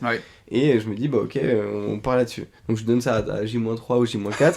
Et en vrai, anecdote marrante, il y avait un orage qui se baladait au-dessus de Chamonix. Ouais, ils étaient pas sereins, je crois. Exactement. Et en fait, il s'est barré au dernier moment. Et du coup, on a pris genre 5 degrés supplémentaires sur la journée donc t'as tout remouliné. Donc on a tout. En vrai, et pour le coup, c'est ça. C'est là-dessus que c'est hyper utile justement les maths, c'est qu'en fait j'avais juste appuyé sur un bouton et en 5 secondes j'avais ça. Si je sais pas, il y a de la grêle qui arrive, s'il y a un changement d'itinéraire, pareil, c'est juste remouliner, et il y a un côté très temps réel qui est intéressant. Et du coup je lui donne tout, et donc forcément du coup je remouline tout, et du coup je suis allé lui faire aller un peu plus rapidement pendant la nuit. Et du coup elle fait tout ça, je me dis mais ça se trouve elle va jamais suivre, tu vois. Elle est religieusement, elle a suivi religieusement le plan. Je me dis oh purée et tout. D'un côté t'es trop content parce que tu dis elle me fait confiance, de l'autre côté t'es en mode putain c'est que j'ai fait de la merde, pour le coup je vais prendre tarif. Mais moi je croyais vraiment dur comme fer. Je la croise en bas du Grand Col Ferret, elle me dit elle a combien de temps Marianne, qui était la deuxième de la course. Moi je dis 48 minutes, et elle me regarde avec des yeux mais comme ça, genre vraiment 48. Parce que je suis pas du tout trailer, encore moins ultra trailer. 48 minutes à ce passage-là, 48 minutes sur une UTMB, c'est énorme. D'écart entre deux personnes qui veulent un peu la même place, c'est vraiment compliqué. Okay. C'est vraiment beaucoup, parce qu'on essaye de rester un petit peu au contact. N'importe qui, je pense, aurait perdu espoir dans sa tête. Et en fait justement c'est ce que j'ai montré sur cette UTMB, c'est qu'en fait 48 minutes c'est rien. Et j'ai dit non, c'est rien, tu peux vraiment foncer, et maintenant que tu commences ta course, tu commences à bâtonner, tu vas aller chercher. elle récupère 1 minute, 2 minutes, 3 minutes. Moi je dis mec, allez continue, et je la voyais vraiment à tous les petits points à l'encourager. Et je sais pas si t'as vu cette vidéo légendaire dans la montée de la Flégère, donc la dernière montée du parcours, où elle fracasse Marianne, et elle la passe avec une rapidité et une aisance. Et là pour le coup j'ai en mode ok, j'ai réussi mon pari. En fait ça qu'on marche. me donne le prix Nobel tout de suite. Non, et ça c'était vraiment, je pense, une de mes plus belles victoires sportives en tant que performance scientist. Ouais. Et c'était trop bien, tu vois. Ouais, franchement c'est une dinguerie. Ouais. Puis, et tous les commentateurs étaient en mode ouais, qu'est-ce qu'elle a, Rousse, elle est malade, elle est blessée, la gagne ce sera pas pour elle. Et en fait elle a fait une course par l'arrière et tout le monde a dit mais il y a un cerveau en moi, quoi. Ouais, c'est incroyable. Est-ce que ça tu penses, mais du coup alors là je prends un peu le contre-pied. Là c'est plutôt t'as fait son jumeau numérique, qu'est-ce qu'on met en place pour essayer de gagner. Alors à l'UTMB il y a encore beaucoup de haut niveau, mais ce que je veux dire c'est qu'on n'a pas atteint les limites de tout ça. Et puis il y a tellement de scénarios de course, mental, fatigue, grêle, enfin tout ce que tu disais. Est-ce qu'il n'y a pas un peu un risque de casser des rêves, entre guillemets, là je prends une question un peu à l'impro, mais casser des rêves un peu avec la data du style, si les jumeaux numériques, c'est-à-dire les simulations des athlètes qui nous permettent de tester sur un ordi ce qu'ils peuvent faire ou pas, elles montrent que ton potentiel t'est limité. Est-ce que t'as pas un peu peur des fois que, je sais pas, Rousseroff elle vient de voir, elle dit ouais je veux gagner l'UTMB, t'appuies sur play, tu dis bah je suis désolé ça va pas être possible. Ouais. Qu'est-ce qui se passe un peu dans ce cas de figure? Tu penses que ça peut arriver ça? Ouais, bah de toute façon, c'est un des risques, il y a beaucoup de gens qui me posent la question, Ouais. c'est vrai que c'est un côté très désespérant. Ouais. Moi je pense qu'on peut réussir à garder un petit peu du panache. Tu parles des faits de course, il y aura toujours un peu des faits de course, il y aura toujours je sais pas, des favoris qui pètent, un Vincent Bouillard qui gagne l'UTMB. Ouais, bien sûr, hyper intéressant. C'était pas prévu. Mais non, mais même quand on voit en cyclisme, genre Evenepoel, Pogacar, etc., ils sont gavés aux data. Et pas forcément cette année où il y a vraiment une mainmise absolue, mais l'année d'avant, mec, on a eu un Tour de France de malade, mais on était à la seconde entre les deux. Et en fait, vu que t'avais deux gars qui utilisaient très très bien les données, en fait, on était bien poussé là-dessus. Donc je pense non, on peut continuer encore à s'amuser. Et je pense que c'est un des trucs que j'avais dit dans le podcast d'avant, je me souviens pas très bien, mais genre moi j'adore le sport, enfin le sport panache, je suis un passionné justement d'émotions. Moi je fais du sport pour vivre des émotions et je pense qu'en fait on peut avoir beaucoup plus d'émotions là-dessus parce que typiquement de savoir que son plan de pacing c'est ça et qu'elle est genre 2 minutes avant, on dit est-ce que c'est un coup de mou ou pas, en fait il y a beaucoup plus d'émotions si on réussit à retransmettre ça à la télé ou quoi, ça peut être hyper intéressant et il y aura toujours des maxi surprises et ça pour le coup c'est quelque chose qu'on va vraiment avoir encore dans le futur pour sûr. Et moi, ce qui m'impressionne, et du coup c'est assez prometteur pour la suite, c'est que là, il y a quand même l'athlète au bout. Hein. C'est quand même Rose qui court, et c'est elle qui doit se manger les 178 km. Mais ce qui est assez fou, c'est que on avait parlé de l'UTMB l'année dernière, petite déconvenue, voilà, encore le truc à peaufiner, et là, deuxième année, ça marche. Ouais. Du coup, c'est quand même ouf qu'en 2 ans, à peine, t'arrives à avoir une compréhension de comment ça doit fonctionner, à avoir aussi confiance dans ton process. C'est quoi la suite un peu sur l'UTMB? C'est tu coaches les 10 premiers, tu coaches le premier homme, enfin tu paces le premier homme, le premier femme, et voilà quoi, de toutes les courses. Non, du coup c'est assez bien, mais ça montre aussi, en fait il y a quand même énormément de boulot derrière. Ouais, j'imagine. Et c'est pour ça que c'est le meilleur cobaye du monde, c'est que je lui envoie un mail, elle m'envoie avec 40 lignes. Ouais. Une anecdote que j'aime bien ressortir qui est assez marrant, c'est que elle me donne je connais par cœur justement ses cycles de règles, etc. Ouais. Et je lui dis mais ça va, t'es pas gêné? Elle me dit nothing is too personal for me, tu vois. Donc vraiment elle est en mode genre vraiment, mais le but, c'est de la comprendre justement le mieux possible. Elle s'étouffe avec une banane, elle va me dire ok j'ai pris 3 ou 4 BPM supplémentaires. À un moment typiquement je revoyais son UTMB de cette année pour voir est-ce qu'on aurait pu aller plus fort, tu vois. Ouais. Parce qu'en gros le but c'est facile de dire par doucement, mais le but c'est combien lentement. Et là tu vois, j'ai pas utilisé l'anglais, je fais des efforts de francisation de mon discours. Et du coup j'ai regardé toute sa course, je me dis c'est bizarre, ok là qu'est-ce qui s'est passé au kilomètre 37? Elle m'a dit ah mais oui en fait je venais de me faire passer par une autre concurrente et du coup j'ai dû un peu paniquer, que des trucs comme ça, tu vois. Et le but c'est de vraiment comprendre ça et qu'est-ce qu'on fera dans le futur. Typiquement une anecdote assez marrante sur ça, je reçois un message le lendemain de l'UTMB, Tom Evans, donc un top athlète qui a gagné la Western States aussi, et qui me dit Joseph, on se connaît pas, faudrait absolument qu'on parle, j'aimerais bien bosser avec toi. On a le même coach avec Ross, il m'a envoyé le briefing et je suis hyper impressionné. Okay. Et du coup on fait un call. Moi secrètement, c'était mon rêve de bosser avec lui parce que il est hyper data, hyper fort. Il bosse avec, il est athlète T-Rex, athlète Red Bull, etc. Et du coup, il me dit, bah écoute, on avait le même coach, le même potentiel, on a gagné les mêmes courses, on a fait le même stage à Tignes. Elle finit deuxième, moi je finis DNF. Ouais. Entre les deux, il y avait une seule différence. Toi. C'est toi. Et vraiment, il me dit ça cash. Et en vrai, il sait parler cash, tu vois. Ouais. Et du coup, il me dit, ok, je te veux dans l'équipe. Et c'est comme ça, en fait, qu'on a commencé à bosser ensemble. Et en fait, je pense que dès qu'il y a un athlète avec qui ça marche et qui soit un peu connecté data, et ben en fait, il se passe très très vite le truc. Enfin, moi, en tout cas, c'est vraiment quelque chose que je me force à faire, de jamais aller chercher des athlètes. Je l'ai fait au tout début avec Peter, etc. Mm-hmm. Mais je me dis, si j'ai envie que l'athlète soit 200% pour moi et qu'il suive tout ce que je fais, il faut absolument que ce soit lui qui vienne. Ouais. Exactement. Et du coup, c'est pour ça que moi je voulais bosser avec Tom, mais j'ai attendu justement qu'il se pointe, parce qu'au moins je serais. Quand j'ai lui demandé de faire 3 heures de tapis à tant de pourcents avec des électrodes partout, il le fera parce qu'il aura confiance dans ce que je fais, tu vois. Ok. Ouais, c'est convaincre par l'exemple, quoi. Maintenant, t'as une belle vitrine. Ouais, exactement, c'est ça. C'est quoi ta vitrine ? Bah, c'est cette place de rousse sur son et UTMB. D'ailleurs, anecdote assez marrante sur Peter, donc un athlète que j'ai accompagné sur la CCC 2022, tu parlais, tu fais... Engels. Peter Engels, sur la CCC, et du coup il me dit, bah, est-ce que tu peux un petit peu m'aider, gestion des bâtons, etc., gestion du pacing. Je lui dis ok. Et moi, typiquement, mon algo, là, il m'avait dit, bon, tu vas finir deuxième. Parce qu'il y avait John Albon qui était bien au-dessus. Et donc, pour moi, c'était impossible que Peter gagne. Et du coup, je lui dis, bah, ok, en fait, on va pas aller gagner la CCC, on va finir deuxième de la CCC. Et tu vas voir, tu auras tellement optimisé ton truc que tu vas être content de cette deuxième place. Ouais. C'est un peu le truc, c'est boring secure. C'est en mode... C'est moins flamboyant, mais au moins t'es sûr de le faire. Tout ce qu'on peut prendre, on le prend, exactement, quoi. Ouais, d'accord. Et du coup, je dis, bah, ok, tu vas finir deuxième, c'est pas grave. Il fait sa course, il commence à partir, du coup, à la minute près sur les 30-40 premiers kilomètres. En fait, je lui dis, si t'as, je sais pas, 2% de différence, où tu dois perdre 20 minutes, justement, sur John Albon à la fin, bah, en fait, tu dois absolument perdre 2 minutes sur les 10 premiers kilomètres.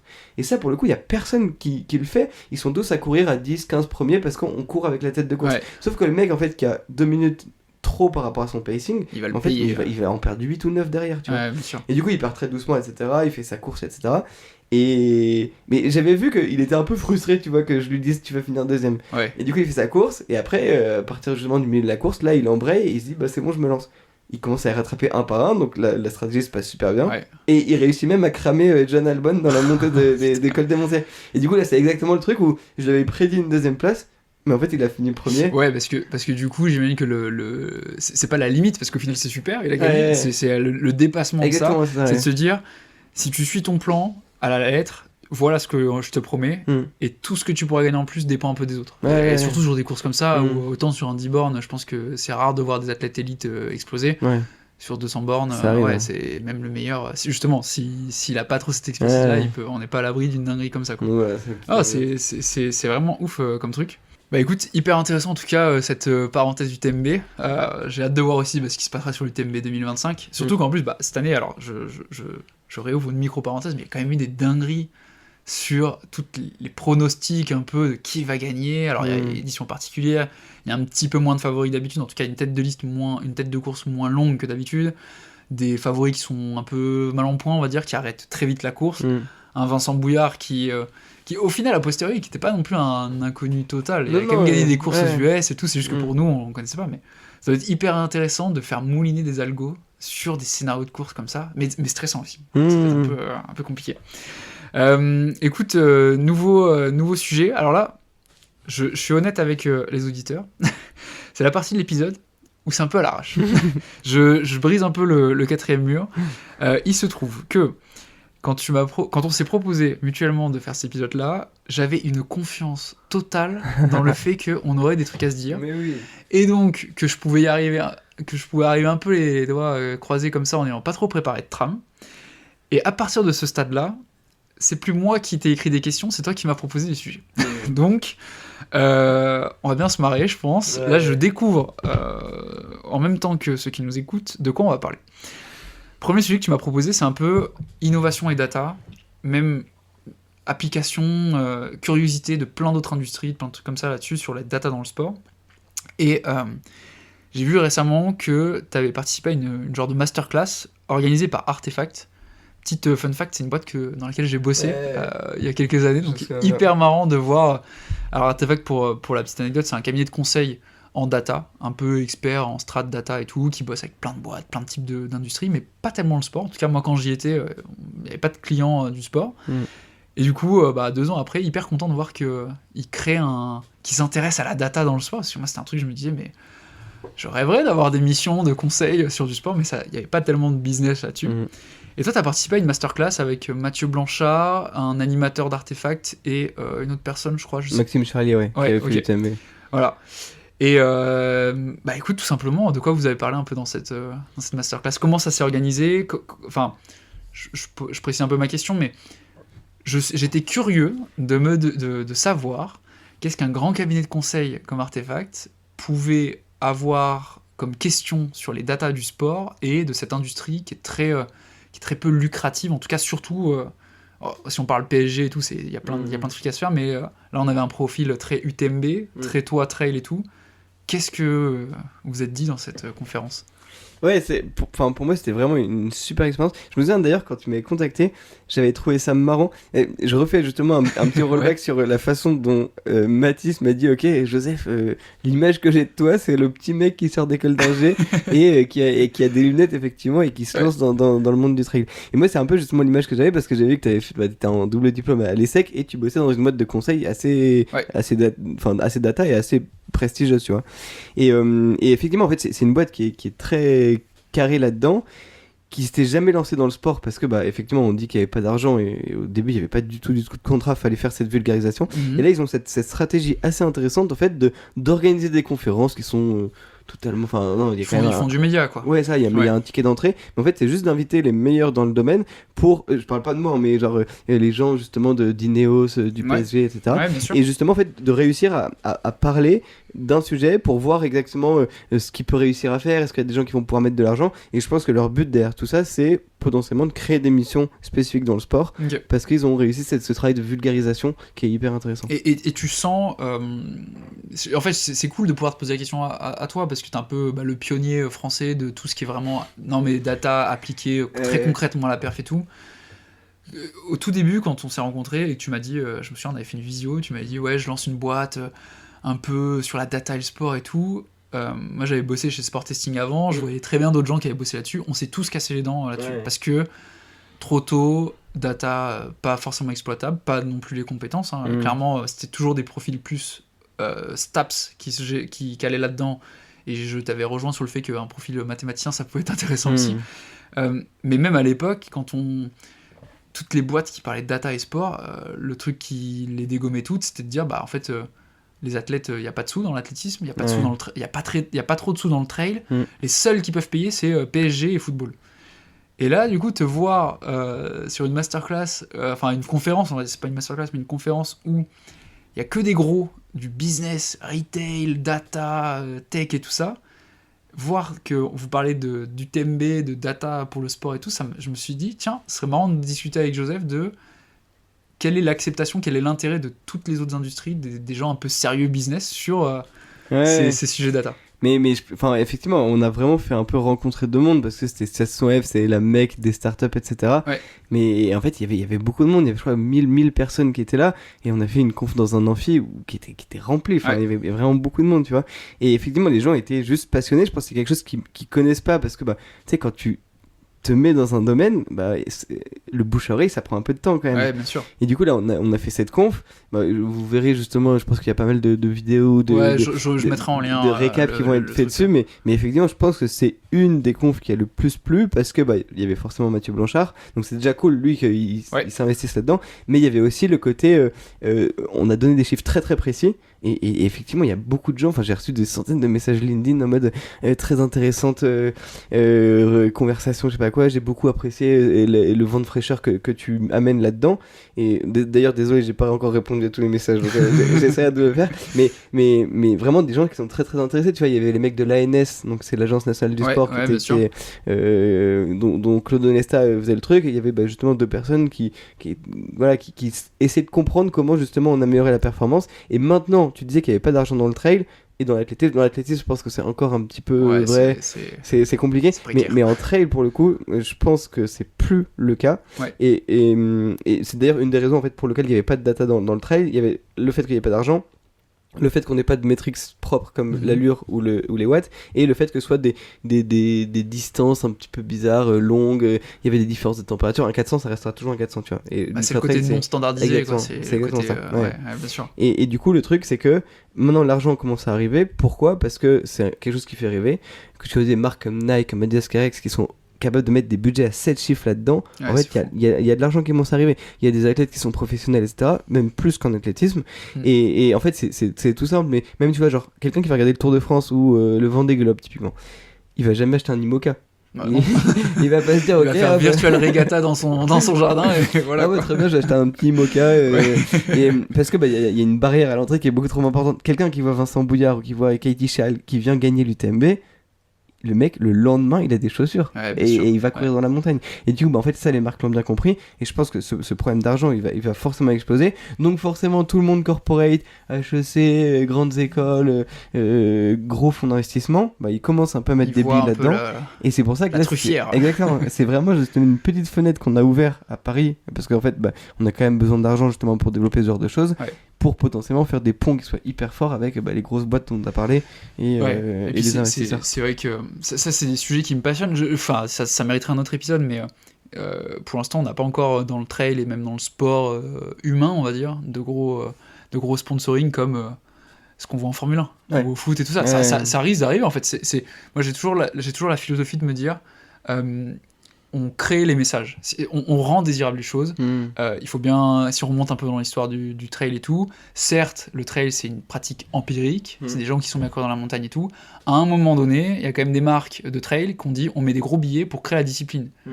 Historiquement, c'est une discipline qui a été créée par des marques, plus que par juste 3 Pékins qui se sont mis à l'UTMB et tout ça. Et du coup, je pense que ça va se créer aussi là-dessus. Et tu vois, là, tu disais hyper bien, j'aimerais bien avoir ton avis là-dessus. C'est sur les différences un peu entre le trail et l'athlétisme. Moi, je connais beaucoup plus le secteur de l'athlétisme. Je vois que c'est un secteur un peu de galère, quoi. Ouais, c'est dur. Quand je vois les facilités, enfin les difficultés que rencontrent des athlètes pros en athlé pour vivre de leur sport et en trail, c'est pas tellement le cas. Il y a beaucoup plus d'athlètes pros en trail, tu vois. C'est beaucoup plus. Bien sûr. Je vais pas dire facile, mais c'est pas le but, mais c'est plus. Il y en a plus. Ouais, 100%. Selon toi, c'est quoi qui explique ça ? Je pense qu'il y a plusieurs raisons. Effectivement, je suis 100% d'accord avec toi, ce que tu dis là-dessus. À ce niveau-là, il y a vraiment le fossé est en train de se creuser de plus en plus, tu vois. Et je vois même des athlètes de haut niveau en trail qui sont qui sont professionnels parce que payés. Et en vrai, je pense qu'ils n'ont pas le quart du niveau de. J'en parlais avec Baptiste Fourmont, qui est un très bon français sur et qui a fait un peu les deux d'ailleurs. Et qui a fait un peu de montagne justement. Il avait un regard intéressant. Et du coup, il me disait mais c'est abusé de voir des gens qui sont aux portes des Jeux Olympiques, qui font des temps qui sont hallucinants. Ouais. Mais en fait, qui sont pas payés pour ça parce que en fait, c'est une discipline qui parle pas. En fait, tu dis quelqu'un, il va faire une 40, une 39, une 30, enfin, ça parle pas à personne, tu vois. Et j'ai pas, vous avez tous en tête cette vidéo super drôle d'un humoriste qui dit en fait, le mec, il va s'entraîner toute sa vie pour arriver 3 secondes de plus que moi aux 100 mètres. Et en fait, c'est ça, ça parle pas aux gens. Alors que quand tu dis je vais faire 100 km, 160 km, c'est tellement énorme et tonitruant que effectivement tu vois et tu remarques ce que c'est. Et du coup, je pense que très malheureusement, pour la beauté de l'athlétisme, en fait, ce fossé va se creuser et on voit un petit peu des compétitions qui sont en train de se lancer avec la Diamond League, avec certaines autres courses qui sont en train de faire. Mais pour le coup, c'est la grosse problématique. Je pense qu'il y a aussi le côté hyper vieillissant du business model de la Fédé qui aide pas des clubs, etc. C'est un peu plus compliqué. Ça, c'est encore un autre sujet, ça. Mais c'est un peu en train de bouger. On le voit avec certains clubs parisiens. Vous connaissez tous Zoom Volt Runner, VMA, Arbat Running Lab, ce genre de choses. Donc, on voit des teams. Exactement, ça commence à se monter. Ils commencent à partnership un peu avec On, des équipes comme ça. Donc oui, pour le coup, ça va le faire. Mais je pense qu'il y a quand même un moins gros potentiel que dans le trail, qui est un sport qui est hyper photogénique. En fait, il y a un narratif qui est possible dans le trail en fait, moi j'ai cette vision là, je sais pas du tout si tu partages ça, mais moi je me dis que comme c'est, alors le trail n'est pas un sport relatif, c'est pas une question d'être relatif, mais c'est que on peut pas comparer un 100 miles en Chine avec un 100 miles au Vietnam, avec un 100 miles à Paris, etc. Mais du coup, pour moi, il y a potentiellement autant de grands champions qu'il y a de courses. Du coup, une marque, elle voit une possibilité énorme de dire, bah voilà, on n'est pas obligé d'avoir le meilleur du meilleur, on est juste obligé d'avoir ceux qui gagnent des courses. Du coup, comme il y a beaucoup de courses, beaucoup d'athlètes, bah en fait, ça engrange un peu ce phénomène-là. Alors sur un 10 bornes, si t'as pas le top 10, c'est moins vendeur, quoi. C'est compliqué de dire, les gars, on a le 20ème. Non, je suis assez d'accord avec toi. C'est aussi une des limites du trail, c'est que, en fait, c'est dommage pour la lisibilité. Quand tu dis aujourd'hui qui est le meilleur du monde, est-ce que c'est Kylian? Mais ça fait 2 ans qu'il a pas couru. D'ailleurs, ça, c'était des questions que je voulais te poser aussi sur qui est un peu. Comment est-ce qu'on régule tout ça?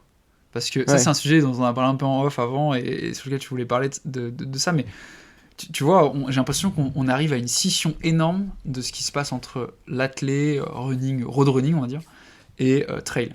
Parce qu'en road running et tout ça, tout est hyper standardisé, c'est la Fédé mondiale, c'est World Athletics qui gère tout ça.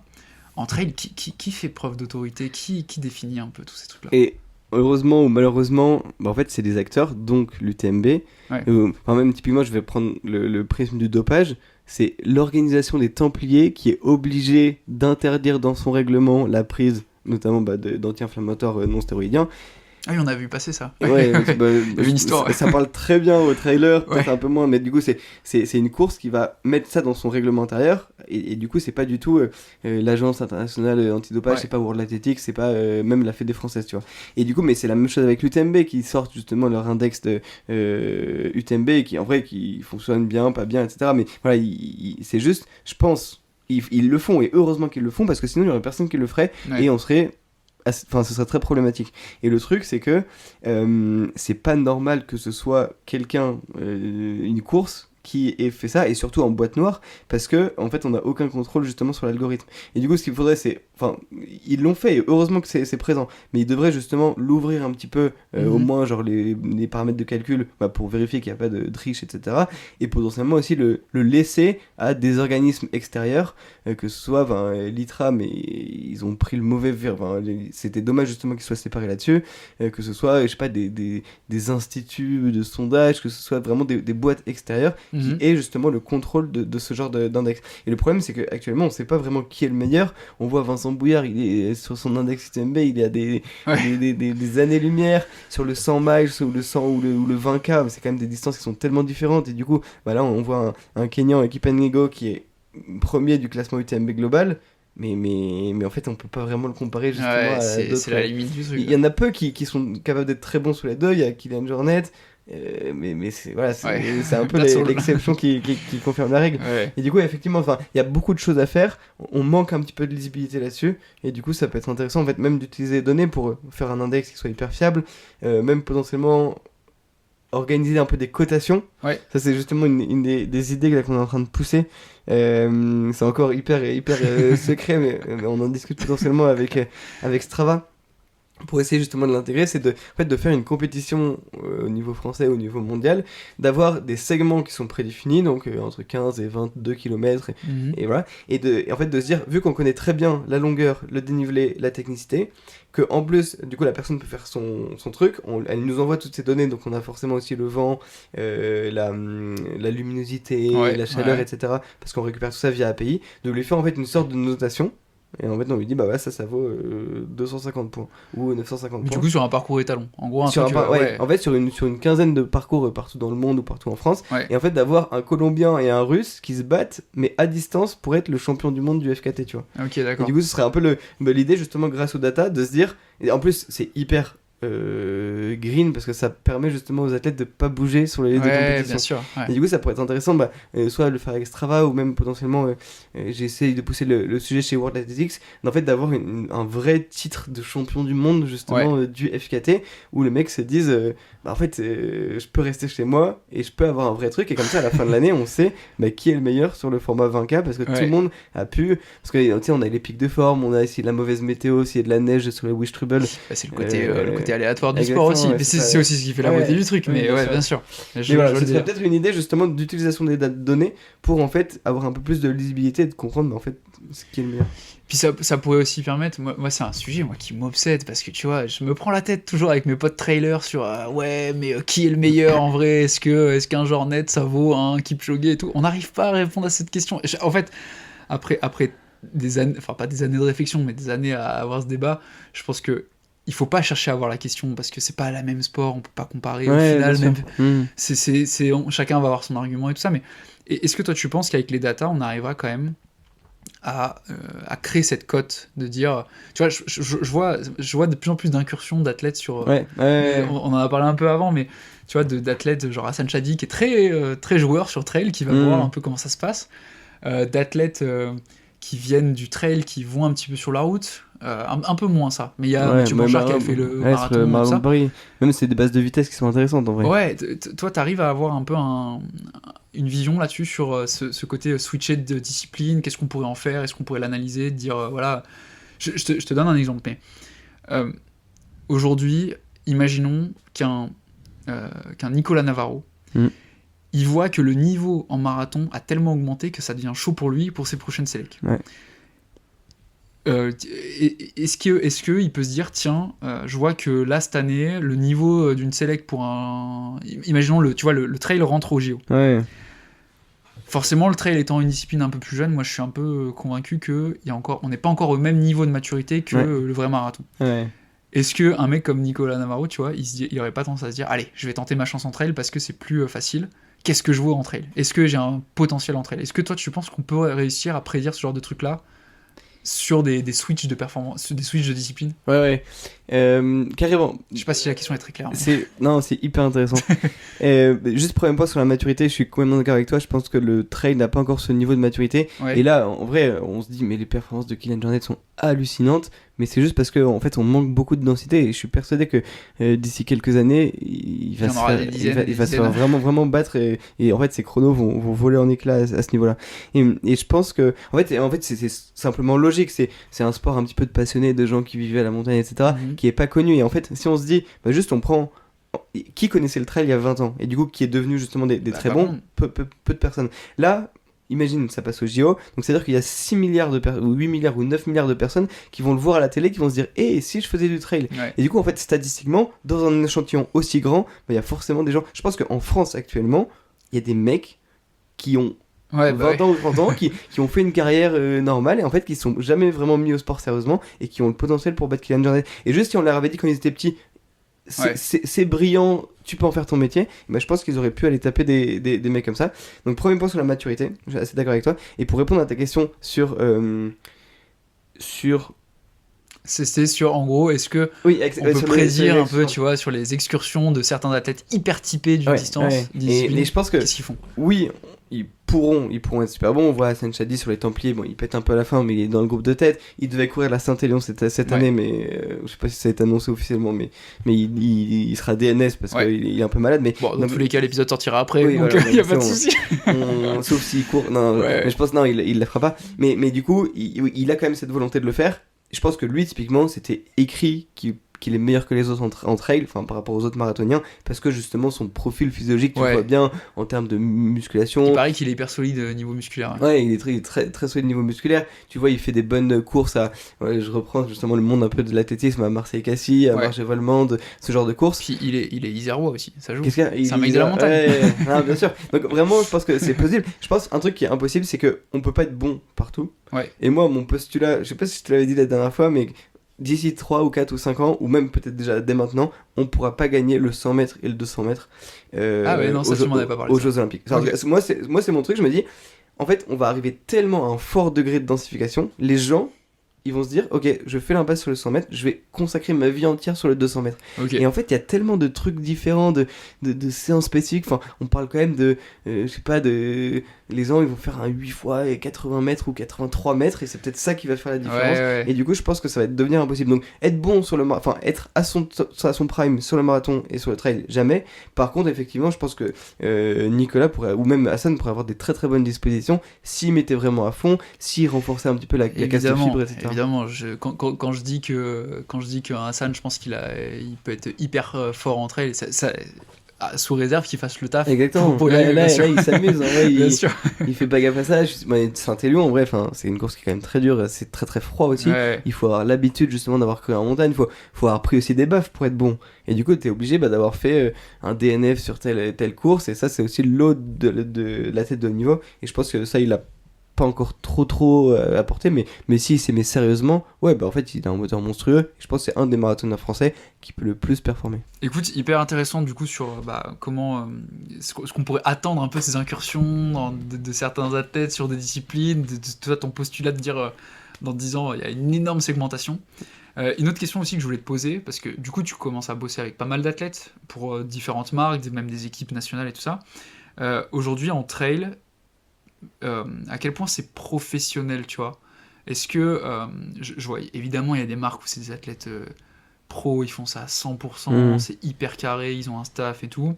Je vois qu'il y a des marques déjà d'équipementiers plus modestes qui ont des teams un peu plus amateurs, et encore plus il y a des marques qui sont pas des teams d'équipementiers, qui sont des marques un peu, tu vois, des trucs qu'on va en avoir de, peu importe, de fringues et tout ça, où c'est peut-être pas du tout professionnel. Toi, ton retour un peu sur l'état de l'art de la professionnalisation des équipes de sport en ce moment, c'est quoi là-dessus?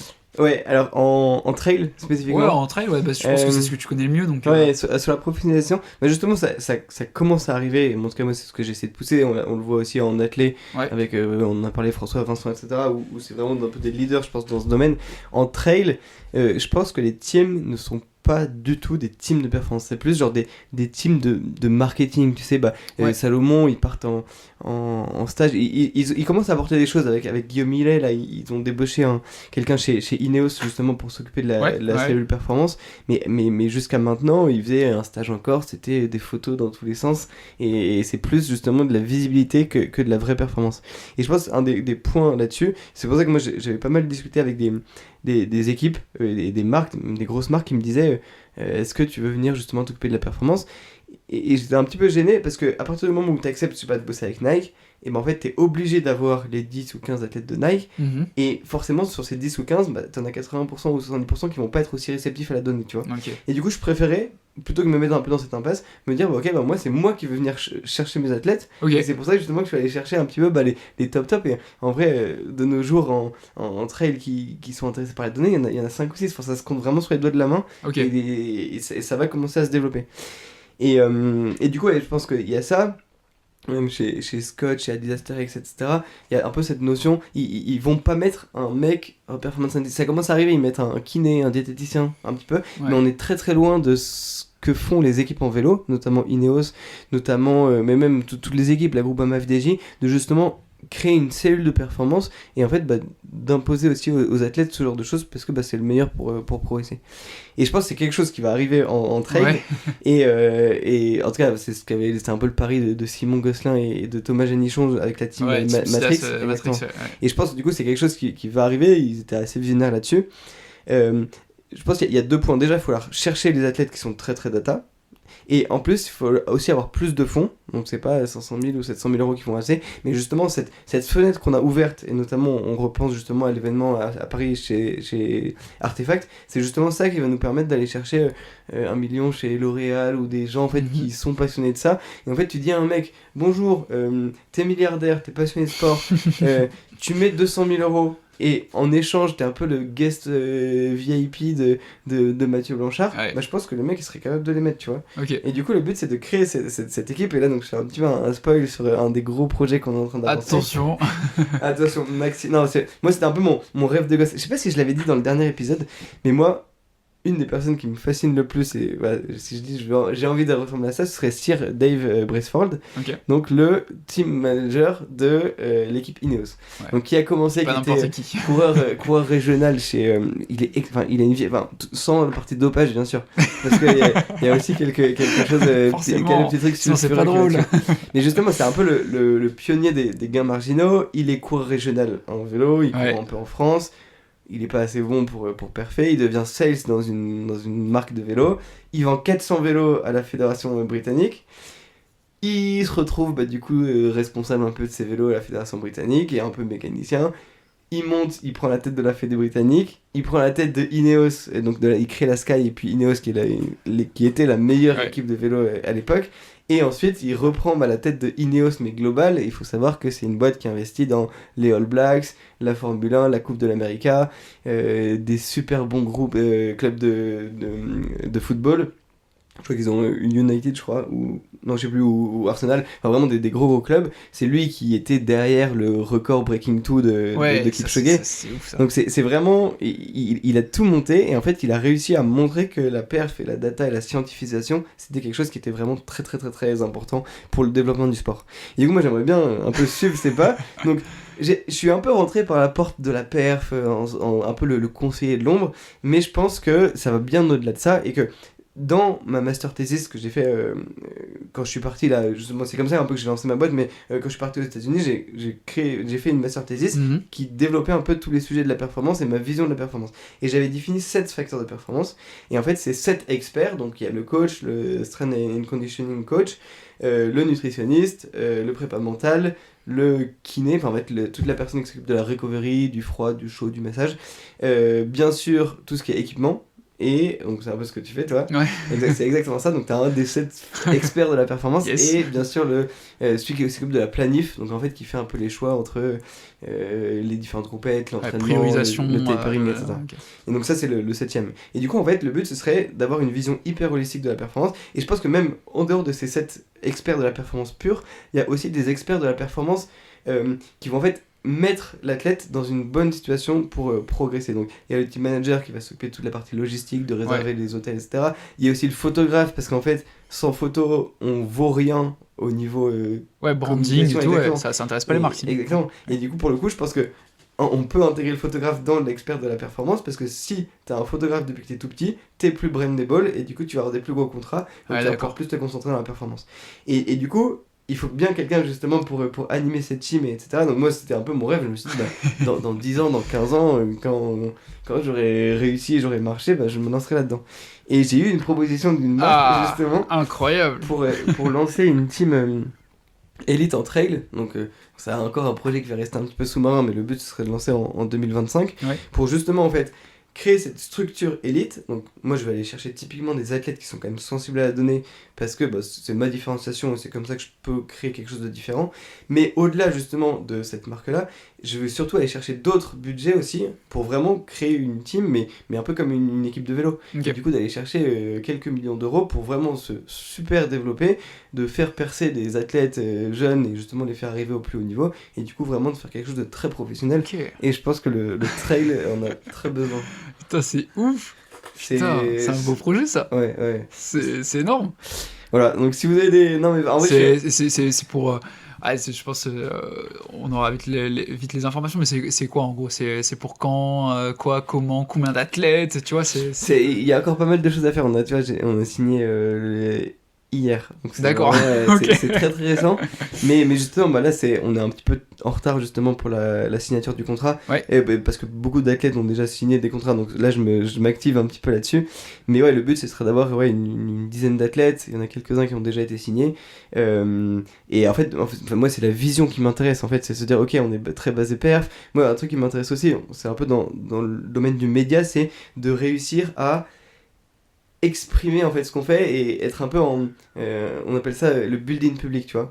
Et en fait je trouve ça dommage dans le monde du trail ou même dans l'athlète, etc., que les gens qui ont très bien réussi n'expliquent pas comment ils ont fait, et du coup forcément c'est plus difficile quand t'es un petit jeune, que t'arrives, t'as envie de faire la même chose, tu sais pas comment t'y prendre. Et du coup moi j'essaierai d'avoir beaucoup de liberté et de transparence sur comment est-ce qu'on fait, qu'est-ce qu'on fait justement au sein de notre équipe, comment travaille notre nutritionniste, comment travaille notre prépa mentale, et en fait d'être un laboratoire mais un peu à cœur ouvert de la performance. Tu sais comment ça va finir, tu vas avoir une série Amazon Prime sur ta... Non mais c'est vrai, vu l'engouement de ce genre de sujet, quand on voit qu'il y a une série sur les Ingebrigtsen, qui sont certes très connus pour des geekos de l'athlé comme nous, mais je suis pas sûr que tu demandes dans la rue, vous connaissez Jacob Ingebrigtsen, je suis pas sûr que les gens voient. Pourtant il y a une série Amazon Prime là-dessus, donc c'est énorme. Là il y en a peut-être une qui est en préparation avec Adidas Asterix sur l'UTMB 2025, donc à Eros. Mais je pense que c'est hyper important en fait de mettre un coup de... Et même t'as beau être le meilleur mathématicien du monde, si tu sais pas communiquer et si t'intéresses pas un petit peu les gens là-dessus, en fait ça sert à rien. C'est nul. Putain, énorme, donc affaire à suivre là-dessus. C'est un gros truc, et non, je suis trop content. Enfin, en vrai, et ça prouve qu'il y a un intérêt, ça prouve que je me bats vraiment pour 3 ans pour ce genre de choses, c'est en train de cartonner. Et je pense aussi être un peu Là, c'est plus la casquette un peu monde corporate, monde très sportif, et justement pour réussir à lier les deux bouts et pour en fait les faire se connecter ensemble. Donc moi, ça va être c'est passionnant. Enfin, vraiment, c'est un rêve éveillé que... Tu signes pour un épisode 3 du coup dans un an. On s'en fait un tous les ans et comme ça. Dans 3 ans, c'est... Non, trop cool. Bah écoute, j'ai hâte de voir un peu ce que ça va donner. De voir un peu tout le contexte en fait. Qui, quoi, comment, où, quand, combien, pourquoi faire, etc. Tu vois, je suis trop, après, il faut faire les choses bien. C'est vraiment le défi, parce que je pense qu'il y a plein de gens qui sont arrivés avec de l'argent dans des sports qui sont un peu cassés les dents. Là, le but, c'est vraiment en fait de partir de la base et de construire quelque chose de sain, et même potentiellement d'essayer de voir un business model viable aussi. Là, pour l'instant, une saison de vélo, tu mets minimum 11 millions pour avoir justement c'est ton vraiment équipe. l'image, quoi. Comment est-ce qu'on peut faire justement pour rentabiliser cet argent? Comment est-ce qu'on peut faire pour avoir des athlètes ambassadeurs, parce que c'est aussi important, et du coup vraiment de construire les choses bien. Ok, hyper intéressant. Justement, ça fait une très très bonne transition avec un peu le dernier sujet que je voulais aborder avec toi, c'est un peu la suite de tes projets. Alors là, t'as déjà couvert pas mal de projets et tout ça, enfin tout ce que tu fais est en cours et aura une suite. Moi, il y a un sujet sur lequel je voulais qu'on rebondisse, c'est un peu ton intégration Strava. T'avais sorti un truc, alors pour donner un peu de contexte, quelques mois après que tu sois passé sur le premier épisode de New Marks, t'avais sorti une dinguerie, en tout cas moi un truc qui m'a vraiment marqué, et je le dis en toute sincérité, hein, c'est pas juste parce qu'on se connaît et tout ça, quand j'ai vu ça, je trouvais ça dingue. T'as sorti une intégration Strava enduro. Alors pour expliquer en 2 mots, j'ai sorti un article d'ailleurs quand t'as sorti ça, donc si jamais il y en a qui veulent un peu plus d'informations, n'hésitez pas à aller voir l'article sur le site de New Marks, mais pour résumer en 2 mots, c'est t'as codé un programme qui est branché directement à Strava, et quand un coureur dit ok, je vais utiliser l'intégration de Joseph, il va courir, Strava récupère les données, toi ça mouline dans ton petit algo, ton petit truc et tout ça, et ça pond un rapport directement sur ton activité. C'est la légende, ouais. Et le truc, c'est en gros, le but de l'application, le but de l'intégration, c'est de quantifier l'impact de tous les paramètres. Enfin, il y en a 4 pour l'instant. C'est quand même les plus gros en général. On est quand même assez bien fait. Des 4 paramètres suivants, le dénivelé, le vent, la température, et le dernier, c'est l'altitude sur la perf. Du style, moi, je vais faire un footing de 10 km. Je vais dans un terrain un peu vallonné où il fait froid, il y a plein de trucs, ça souffle et tout. Je fais, je sais pas, disons 5 minutes au kill, et je me dis, putain, qu'est-ce que ça aurait donné si jamais j'étais à altitude de la mer, 0 vent, température de 10 degrés et pas de dénivelé. Et toi, du coup, ça mouline, ça prend en compte plein de caractéristiques du parcours terrain et tout ça, et ça pond l'allure corrigée si jamais t'étais en position standard. C'est une dinguerie, c'est incroyable. Enfin, c'est un peu ce qu'avait fait Strava justement avec la VAP, donc la vitesse ajustée à la pente. Et en fait, moi, c'est vraiment des choses que je vois au quotidien avec mes athlètes. Enfin, pour te dire, sur un UTMB, pour Rooscroft, on fait la vitesse ajustée à la luminosité. Et du coup, en fait, on se dit à quel point, mais c'est tout bête, mais genre quand tu cours de nuit, et ben en fait, t'as ton BPM qui augmente un peu parce que t'es stressé. Et typiquement, Roos, c'était donc il y a 2 ans, un peu moins cette année parce qu'elle a bossé dessus, mais elle était stressée un peu du noir et il y avait son BPM qui augmentait, tu vois. Et du coup, son plan de pacing devait être différent d'une personne qui était un peu moins impacté par la luminosité. Et du coup, je me suis dit, c'est toujours un peu dans cette logique de médias, de partager, et moi je trouve ça juste marrant d'expliquer ce qu'on fait, parce que c'est drôle, tu vois. Et du coup, je me dis, mais est-ce qu'on pourrait pas le faire ruisseler au grand public, et du coup les gens puissent l'utiliser.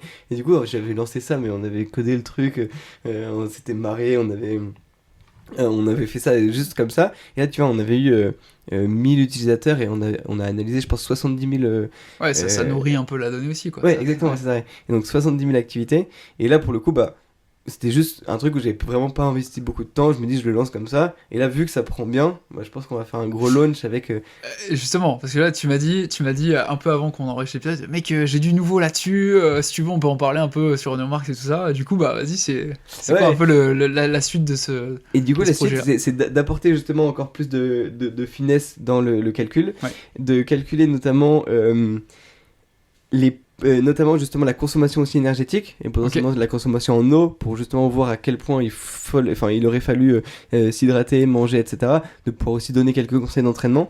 Et sur le compte de l'utilisateur, avoir des maps avec certaines habitudes, la heatmap justement de ce que tu fais. Est-ce que tu cours le soir, le matin, est-ce que tu cours lentement, etc. Et du coup en fait avoir beaucoup plus de monitoring sur son entraînement. Et voilà, il y a pas mal de stats là-dessus parce que les gens ont besoin de plus en plus de stats. Je sais pas si vous voyez là, comment évolue Strava, mais on va beaucoup plus sur le réseau social. Et moi, c'est ce que m'avait dit le patron de Strava il y a 2 ans. Je lui dis, mais c'est quoi le futur de Strava ? Et il me dit, bah mec, moi je préfère mettre 2 ingés sur une intégration avec Snapchat que un ingé comme toi sur la perf parce que ce qui va me rapporter l'argent, c'est Snap, tu vois. Et je l'ai revu là quand je suis parti à San Francisco en début septembre. Et je lui ai dit, qu'est-ce que tu penses encore de tout ça ? Il m'a dit, bah non, moi je veux faire du business. Donc je suis obligé d'aller mettre des tags dans les activités, de mettre des chansons sur les trucs, etc. Et en fait, pour son business, il a bien raison. Lui, ce qu'il faut, c'est gagner de l'argent. Et son mantra, c'est as you sweat, you're an athlete. Donc il suffit juste que tu ailles balader ton chien, que tu transpires un peu, t'es un athlète. Et il va pas aller cibler des malades de performance comme toi, comme moi, qui veulent voir les déclinaisons de tous les trucs. Ça, c'est vraiment, je pense, un épisode de mes rêves. Patron de Strava. Voir un peu toute cette histoire, parce que pour moi, c'est l'application. Il est fascinant. Je connais pas du tout, tu vois, je me suis jamais trop spoilé, je connais très rapidement l'histoire et tout, mais je connais pas du tout le personnage, j'ai jamais écouté d'interview ou de podcast et tout, mais c'est quand même une application qui a un peu transformé la vie de tous les coureurs depuis longtemps. Mais je te passe son numéro, il est hallucinant. Mais vraiment, quand tu parles avec lui, mais tu sais, c'est vraiment l'américain brillantissime. La success story. Et vraiment, tu le regardes, mais il t'envoie des grandes punchlines, etc. Enfin, ils m'aident pas mal sur différents projets. J'ai eu un peu de chance, tu vois, qu'il m'ait pris un peu sous son aile, donc je lui envoie de temps en temps un peu des questions et il me dit, mais très franchement, et pour le coup, il a une vision, mais en fait, c'est pour ça, c'est absolument pour ça que je dis aux jeunes, mais partez aux États-Unis pour vraiment vous former là-dessus. C'est pas en France que tu vas te former à la data dans le sport. Enfin, on est tellement en retard, mais c'est même pas en retard, c'est juste genre. Chétif, fragile par rapport à ça. C'est pas un sujet. Exactement, il faut vraiment foncer là-bas. Et pour le coup, lui, il m'a énormément appris, formé moi, ça me surprend pas parce que c'est pas tout à fait le premier épisode que je fais sur un peu data, performance, tout, et c'est un peu unanime. On est à la traîne. Non, mais on n'est pas à la traîne, on est à des années-lumière de... Enfin, déjà, je reparle avec Blandine Lirondelle, qui est une athlète de trail, et du coup, elle assiste un peu à la conférence avec Mathieu Blanchard, donc on fait notre speech, etc. Elle vient me voir à la fin, elle me dit... ouais, moi je suis assez data, etc. Et du coup, je dis, qu'est-ce que tu regardes un peu comme données ? Elle me dit, je me suis intéressé à la fréquence cardiaque. Mais tu vois, c'est déjà bien, mais ça te montre à quel point quand tu vois ça et tu vois les niveaux d'estrogène de Rosecroft, tu vois, t'as des années-lumière de ce que tu fais. Et du coup, pour le coup, et c'est même pas genre, il faut aimer, tu vois, genre en mode, c'est très bien, ça marche, donc je vais aimer. Non, il faut être intimement convaincu, je pense. C'est marrant parce que j'ai l'impression... Quand je t'entends, franchement, et c'est un peu une réflexion à chaud, peut-être que je vais dire de la grosse merde, et tu me dis, j'ai de la merde, mais j'ai l'impression, par rapport à la data, qu'on a le même raisonnement que ce qu'on a eu sur les carbones il y a 3-4 ans, dans le sens où, quand Nike avait l'hégémonie totale, la suprématie sur les carbones, si t'étais pas athlète Nike, c'était chaud pour toi, tu vois. Parce que tu savais concrètement, il y a un gain quand même qui a été prouvé et tout, que... Putain merde, je cours en crêpe, là j'ai l'athlète là qui a une plaque, qui a une Vaporfly et tout, je suis dans la merde. J'ai l'impression que, maintenant le retard technologique a quand même été vachement comblé et tout ça, mais j'ai l'impression que la data, ça va devenir un truc du style, putain, je suis sur la ligne de départ avec des mecs qui, eux, savent maîtriser la data, je suis peut-être dans la merde. T'as pas l'impression aussi qu'il va y avoir un peu ce... si. Ça va devenir le nouveau... Là c'était très produit, et dans le sport c'est souvent le produit, mais j'ai l'impression que peut-être que quand on arrivera un peu aux limites du produit, et qui vont être peut-être aussi très réglementées, à un moment donné, maintenant, avec World Athletics, les marques, elles font pas n'importe quoi sur les chaussures. Ça va devenir peut-être ça, le nouveau truc du style, putain, je suis pas coaché là-dessus. Mais en vrai, honnêtement, c'est déjà le cas. Et si Tom, il signe avec un gros contrat pour 2025, c'est juste, il se dit...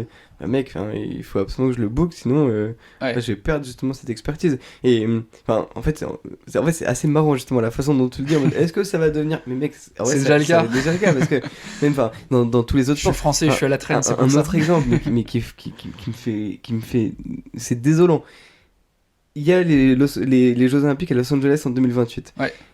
Sur la partie aviron, le plan d'eau est plus petit parce que c'est un espèce de bras de mer et du coup, l'épreuve fera pas 2000 mètres mais 1500 mètres. Ok, ça change tout pour eux. Mais mec, ça change absolument tout.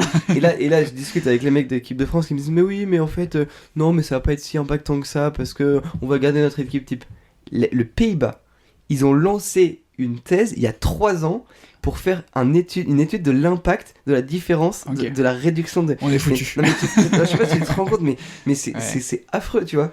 Ouais. Et du coup, tu peux pas te dire, ouais, je vais bosser avec des athlètes qui... Moi, j'ai envie d'aider mon pays, mais à partir du moment, si tu veux rester le meilleur du monde, faut vraiment aller avec des gars qui te donnent de l'argent et qui te donnent de l'intérêt, enfin des datas, tu vois. Ok, bah écoute, mec, je sais pas si j'ai de riches milliardaires qui écoutent Daniel Marx, mais si jamais il y en a, faites un gros chèque à Joseph Mestrallet et vous verrez que vous pourrez vous faire plaisir. Je pense que sur l'argent, par rapport à la Formule 1, il y a quand même un truc, c'est que je pense que le gros patron qui lâche un énorme billet à la Formule 1, son petit plaisir, c'est qu'il peut peut-être la conduire. Je suis pas sûr que si tu lâches un gros billet sur une équipe de trail, tu te dis, je vais gagner l'UTMB. Mais pour le coup... en tout cas, moi, en tout cas, hein. c'est ma grosse stratégie là-dessus. Je pense qu'un mec qui va passer et c'est pour ça qu'on a besoin d'athlètes qui soient bons, mais qui soient hyper bankable, tu vois. Ouais. Le mec qui va passer, qui va aller dîner avec Mathieu Blanchard, je suis sûr que t'as moyen de lui faire signer un petit chèque. Tu vois. Bah. Et pour le coup, en tout cas, moi, ça va être aussi mon rôle. Moi, je suis d'abord un scientifique, mais aussi un peu de média, d'aller justement essayer de vendre ce genre de prestations et en fait d'accompagner. Et c'est comme ça qu'on va réussir à trouver un peu plus d'argent. Ouais.